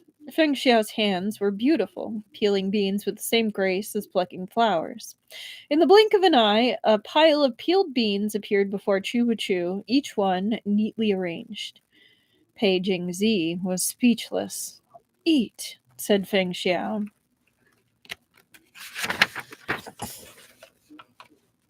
Chu knew Feng Xiao was doing it on purpose, but still couldn't help his lips twitching. He turned his head to look out the window, pointedly ignoring Feng Xiao. Someone else lost their temper instead. You! Su Xing's face was flushed with anger. He rose from his seat to march over, but the girl next to him grabbed his sleeves. Let it go, cousin, she whispered, looking deeply embarrassed. That man there is Abbot Chu. That person must be his friend.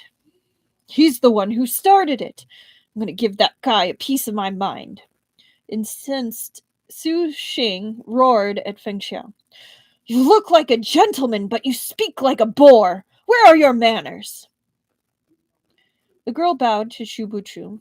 Has Abbot Chu been well? Chu Buchu evidently knew her too. May the blessings of the gods be upon you, little Lu Niangzi.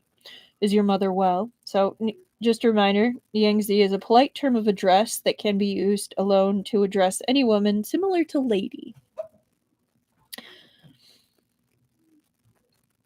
Yes, all thanks to Abbot Chu's prescription, the girl smiled. Her heart palpitations have been greatly alleviated. Chu nodded. The prescription of this humble Taoist can only alleviate the symptoms for a time. They cannot cure her affliction. The Lu family should look for some skilled physicians for her.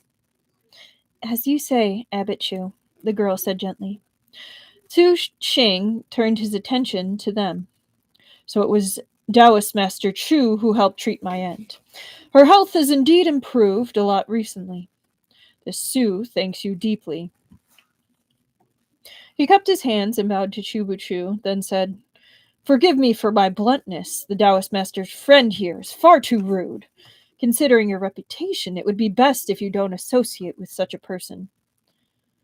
You're mistaken, said Chu frostily. He's not my friend. I hardly know him. Su Xing eyed Feng Xiao doubtfully, his skepticism written clear on his face. Feng Xiao smiled. Why are you looking at me like that? Though my looks are peerless throughout the land, and my charm a rare treasure few have enjoyed, all of it is quite out of your league.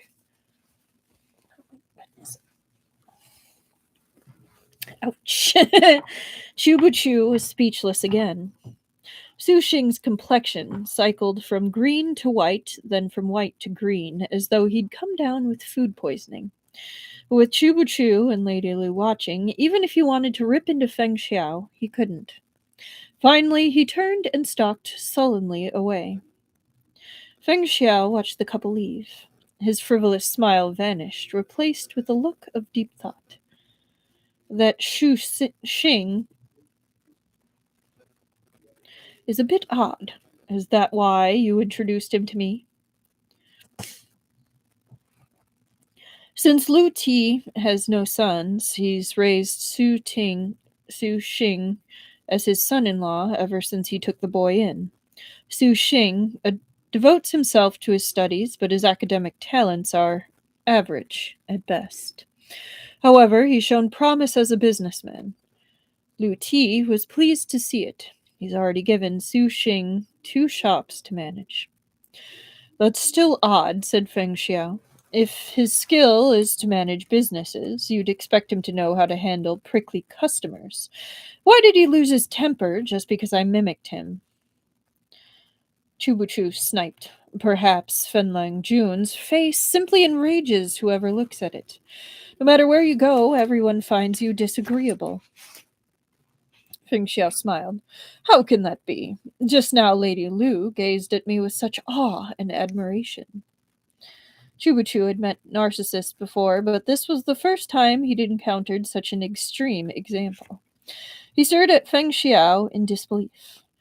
Does Feng Lingjun often look in the mirror to admire his own reflection? Not often, always. Pei Jingzi observed silently. Feng Xiao raised an eyebrow. Did I not speak the truth? Chubuchu snorted coldly. He couldn't be bothered to keep arguing.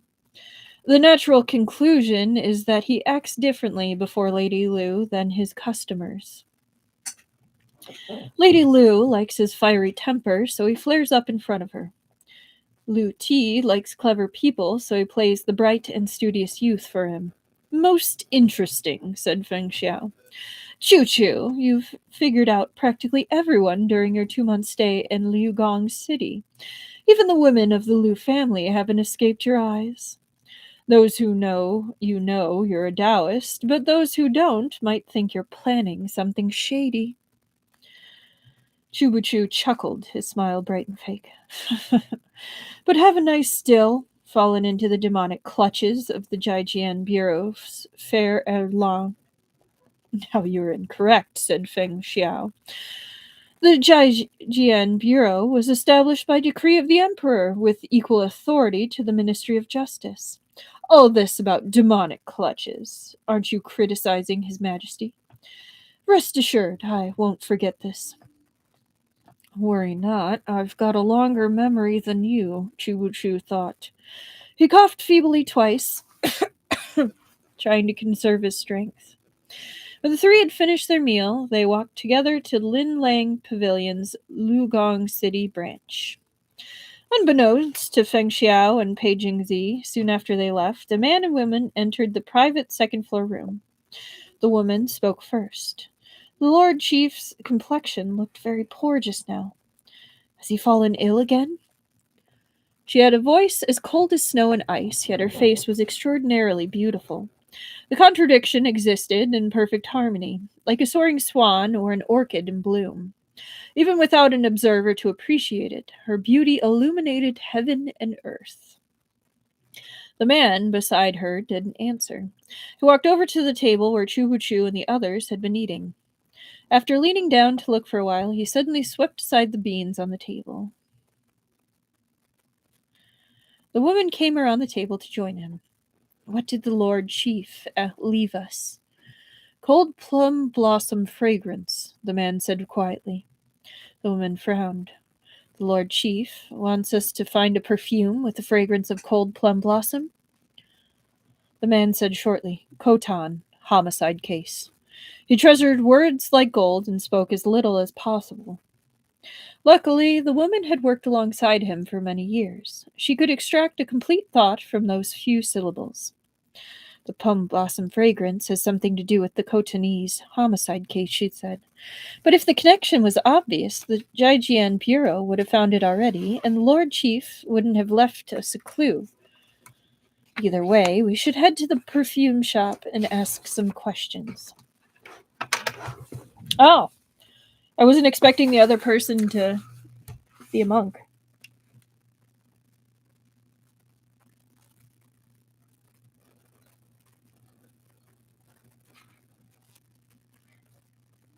I'm kind of picturing, like, I know it's not probable, but that he wrote that note in the beans, like using the beans.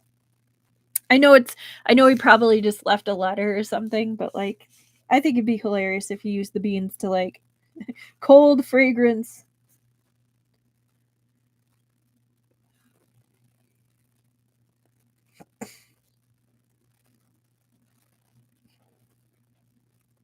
I agree. It would be fantastic, Annika.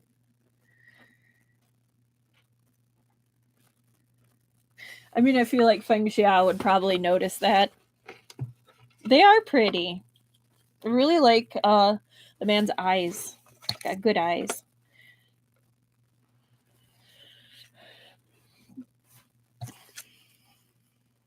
204.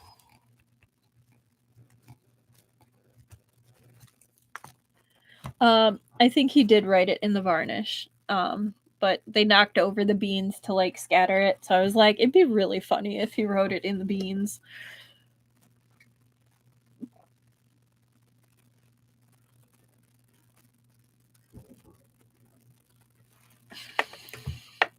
Oh, we were both wrong. Hang on. Chapter 12. On the edge of the table where Chubuchu had sat earlier, 4 faint words had been carved into the wood with fingernail. Cold plum blossom fragrance. I guess technically the varnish, yes. The woman stared at those 4 words, worry lining her brow. The amount of strength the Lord Chief put into writing this. Looks like he's grown even weaker. I fear he's injured again. The man had never been talkative, but he couldn't help giving her a reminder. Qiao Xian, the Lord Chief, has always done things his own way. Qiao Xian was unhappy. I've been with the Lord Chief this long, and you still don't understand him. He knows his limits when it comes to cases, but never when it comes to his own body. Zhang Sun Bodhi didn't answer. He only looked at her with a gaze that said, "But what can you do?" Qiao Xian was disheartened, but indeed there was nothing she could do. Chubuchu had always been a man who never stopped until he achieved his goal.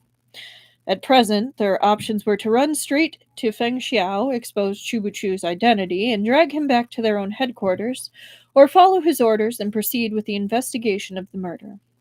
If Qiao Xian ruined their Lord Chief's plans for the sake of his health, she could kiss her post at the Shu Yue Bureau goodbye. Of course, she'd considered all this. Qiao Xian sighed silently. It's late. The perfume shop. Zhang Sun Bodhi reminded her. Let's go. Qiao Xian swept a slender hand over the table, and the mark scratched into the surface vanished. The wood was now as smooth as if those words had never been. Liugong City had more than a few perfume shops. Lying, as it did, at the nexus of East and West, the city perfume shops were known for using spices unique to the western regions. The number and diversity of those fragrances surpassed even the shops of the capital. Qiao Xian and Zhang Sun Bodhi had imagined that this cold plum blossom fragrance would therefore be easy to find. But after asking around all morning and visiting well nigh every perfume shop in the city, they ultimately managed to purchase only 3 plum blossom fragrances. Come to think of it, it's quite the coincidence. Just before you two, another gentleman was in here asking about cold plum blossom fragrance. Tall and thin and fairly young and handsome, the owner of the perfume shop raised his palm to mark the man's height. Qiao Xian and Zhang Sun Bodhi exchanged a glance. There was no question of whom the man was talking about. This was Feng Xiao's subordinate, Pei Jingzi. But that meant someone from the Jiajian Bureau had already followed this lead. Surely they would have found anything worth examining. So why had the Lord Chief gone out of his way to set his own people on the trail? Chubuchu would never do anything pointless. There must be some detail they'd yet to discover. I can't speak for other shops, but my selection of perfumes is the most complete in Liugong City. If you're looking for plum blossom fragrances, we have 3 here. One of those recipes was gifted to me from an itinerant merchant from the western regions a few years back after I saved his life. As he spoke, the shop assistant brought out 3 round cakes of compressed perfume. Most martial arts practitioners possessed a keen sense of smell. Wearing perfume would give away their whereabouts if they needed to flee or hide from an enemy. In Qiao Xian's position, she used perfumes even less. People like her, who rarely came into contact with such fragrances, were more sensitive to them. She could discern the scents presented almost instantaneously. These are plum and apricot blossoms? Xian sniffed the perfume cake in her hand, then handed it to Zhang Sun Bodhi. The shopkeeper nodded. Correct. This perfume is called Spring Snow. It's the most popular fragrance in the capital currently.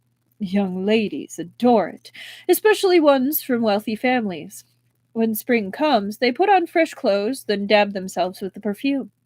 A touch of this fragrance and a celestial maiden like yourself would have suitors practically breaking down your door. The man had a silver tongue.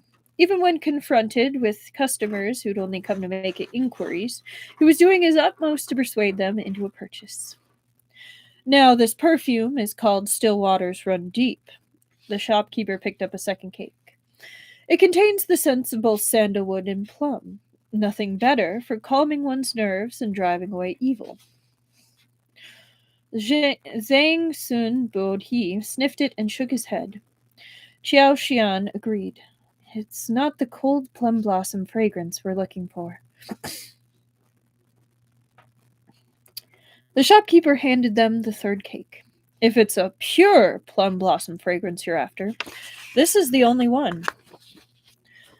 Zhang Sun Bodhi took it in hand. The thick scent of plum blossoms burned like fire as it wafted towards his nose. Yet the biting crispness intrinsic to the flower seemed to be missing. Instead, this fragrance smelled closer to the rich, sweet scent of peonies. When Qiao Xian saw Zhang Sun shake his head, she took the round of compressed perfume and sniffed it herself. Sure enough, this wasn't the fragrance they sought. Master, you're quite knowledgeable. Is cold plum blossom fragrance really so difficult to create? The shopkeeper considered a moment. For normal perfumes, the stronger the scent, the better. But cold perfumes are called cold for a reason.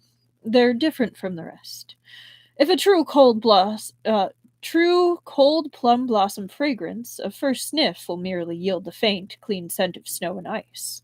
Only after an hour or so will the aroma of plum blossoms gradually emerge. Even then, it will be sharp, but not strong.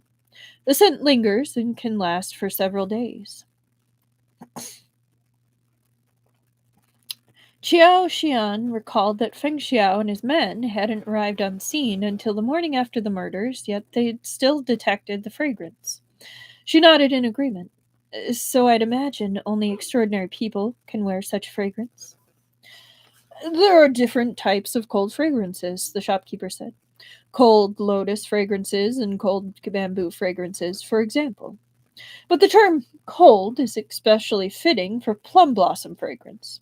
Plum blossoms bloom in late winter and carry the scent of snow and ice. Such fragrances are terribly rare. Several years ago, I got my hands on a cold lotus perfume and couldn't bring myself to sell it. I intend to leave it to my daughter as part of her dowry. I kind of love that. He was like, I managed to find this super rare, really nice perfume, and I'm going to leave it to my daughter. I mean, I know it's part of her dowry, but, like, that's still sweet.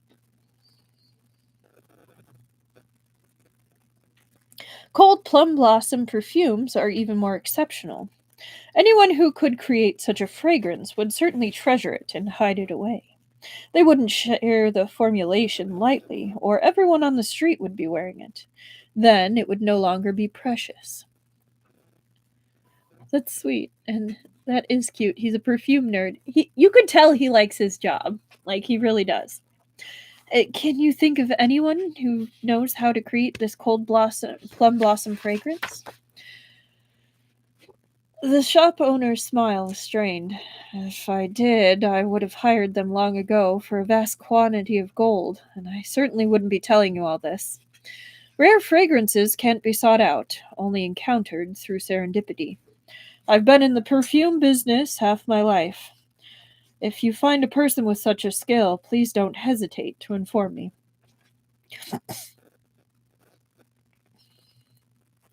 He paused and smacked his head.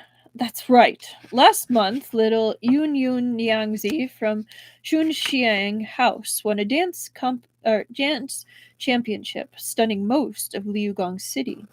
I heard that largely she changes the fragrances she wears every day, but she's never sent anyone to purchase from me. She must be consulting some expert. Why not ask her? Both Xiao Xian and Zhang Sun Bodhi's eyes lit up. When the previous gentleman came to ask, "Did you tell him this?" asked Qian Xian. The shop owner shook his head. "I didn't recall it then, so of course not." "Chunxiang House is a dance house?" The shop owner gave a suggestive smile then. One all man understood. Xiao Xian understood too. She realized her question was rather foolish.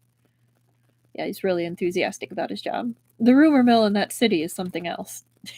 Really. I mean, it's a small, like, basically rural town where they see a lot of people come and go. So I feel like it's their form of entertainment at this point, other than apparently Chunxiang House. Fragrant flowers, herbs, and spices had always been medicinal ingredients. In this way, perfumery and medicine were not alike. Chubuchu had a superior understanding of medicine, so it was unsurprising that he also had some understanding of perfumes. He'd inferred the rarity of the perfume merely from the words cold plum blossom fragrance, and pierced the clues together from there. Xiao Xian and Zhang Sun Bodhi were well acquainted with their Lord Chief's incredible aptitude. Most people were superficial. They saw Chubuchu's weak and ailing body and underestimated him. But if a man in his circumstances could manage to stake out a place for himself within the vast and changeable world, they must certainly be possessed of extraordinary abilities. Even if Chubuchu lay bedridden 8 out of 10 days, not a single person in the Zhu Yue Bureau dared underestimate him. Xiao Xian's mood had lightened considerably with this discovery. If the Jiajian Bureau knew Wu Wei House was the Zhu Yue Bureau's base, wouldn't they vomit blood in rage? Though her face remained icy, her tone was now relaxed. Zhang Sun Bodhi's responded with a different question. Chunxiang House, shall you go or shall I? I'll go, of course, said Xiao Xian. With that face of yours, if you go, you'll be taken for a debt collector. No one would think you're there for entertainment. Zhang Sun Bodhi couldn't refute it. He turned the prayer beads in his hand and said no more. Poor guy. Like, I get it. She's not wrong. She could phrase it a little nicer. It would be put towards their item. If nothing caught their fancy, Lin Lang Pavilion would return them their fee when they left. Oh, I thought it was just going to be like a bouncer fee. That's kind of nice that they return it. It does seem blunt. A little bit, yeah. This approach effectively weeded out those who came to make trouble, those who couldn't afford anything, or those who only wished to spectate. Feng Xiao had just led Chubuchu and Pei Jingzi inside when a voice behind them exclaimed, "If it isn't Feng Er!" The newcomer caught up with them to them with quick strides and regarded Feng Xiao with surprise and joy. "Feng Er! Long time no see! I didn't expect to find you here." The man was in his mid-20s, wearing a tall crown and red clothes. He had the graceful and confident bearings of an aristocrat young master. But Chubuchu's eyes were sharper than most. He immediately observed that this man's attitude toward Feng Xiao was rather unusual. Even when old friends reunited, this level of enthusiasm and eagerness bordering on solicitude was odd. Yet it didn't seem like this man was trying to ingratiate himself with Feng Xiao either. As Chubuchu considered this puzzle, Feng Xiao's eyebrows shot up in surprise and he smiled. "Young estate master Lin, it's been a while." When Chubuchu heard this name, in combination with the man's age and conduct, the young master's background instantly fell into place. Yandang Mountain Estate housed a middle-class family prominent in the Jianghu. They were primarily merchants, and wealthy ones at that. The 13 forms of the Yanding sword technique had been passed down through the generations, but estate master Lin Ling had only managed to sire a son in his later years. Not unexpectedly, this meant he heeded his child's every whim and gave him whatever he wanted, even turning a blind eye to his more ridiculous habits. Uh-oh, the ex-boyfriend. Really, Truffle? Oh boy. Yandang Mountain Estate's renown within the Jianghu came not from the Lin family's wealth, nor the Yandang sword techniques they wielded, but from Lin Yang. Just as Lin Yang, beaming, was about to step forward and grab Feng Xiao's hand, Feng Xiao seamlessly took a small step back and slid his arm around Chubuchu's shoulders. Before Chubuchu could react, he'd been dragged to Feng Xiao's side. Their shoulders knocked against one another. Allow me to introduce you to young estate master. This is a dear friend of mine, Chubuchu. Chu Chu, this is young master of Yending Mountain Estate, Lin Yang. He put deliberate emphasis on the words, dear friend, his lips curving into an ambiguous smile. Any listener would find it dubious, and their imagination would run wild. Chubuchu was utterly flummoxed. And he will remain so until next week. That's where we're ending tonight. That is such an interesting way to end it, and I am very excited to see the tea next week, because oh boy, I have a feeling that it's going to be very very fresh, very tasty, very yummy. But I hope you all have a good rest of your evening and a wonderful weekend. I will hopefully see you on Tuesday. Let me make sure. I think next week is just a normal week. Let me check my calendar real quick, just in case. I mean, Truffle, were you expecting anything other than a mountain hill of cliffhangers with this author? Thank you, Annika. I hope you have a good weekend. And of course, yes, next week is just a normal week. Okay, so I will see you Tuesday. Good night, everyone.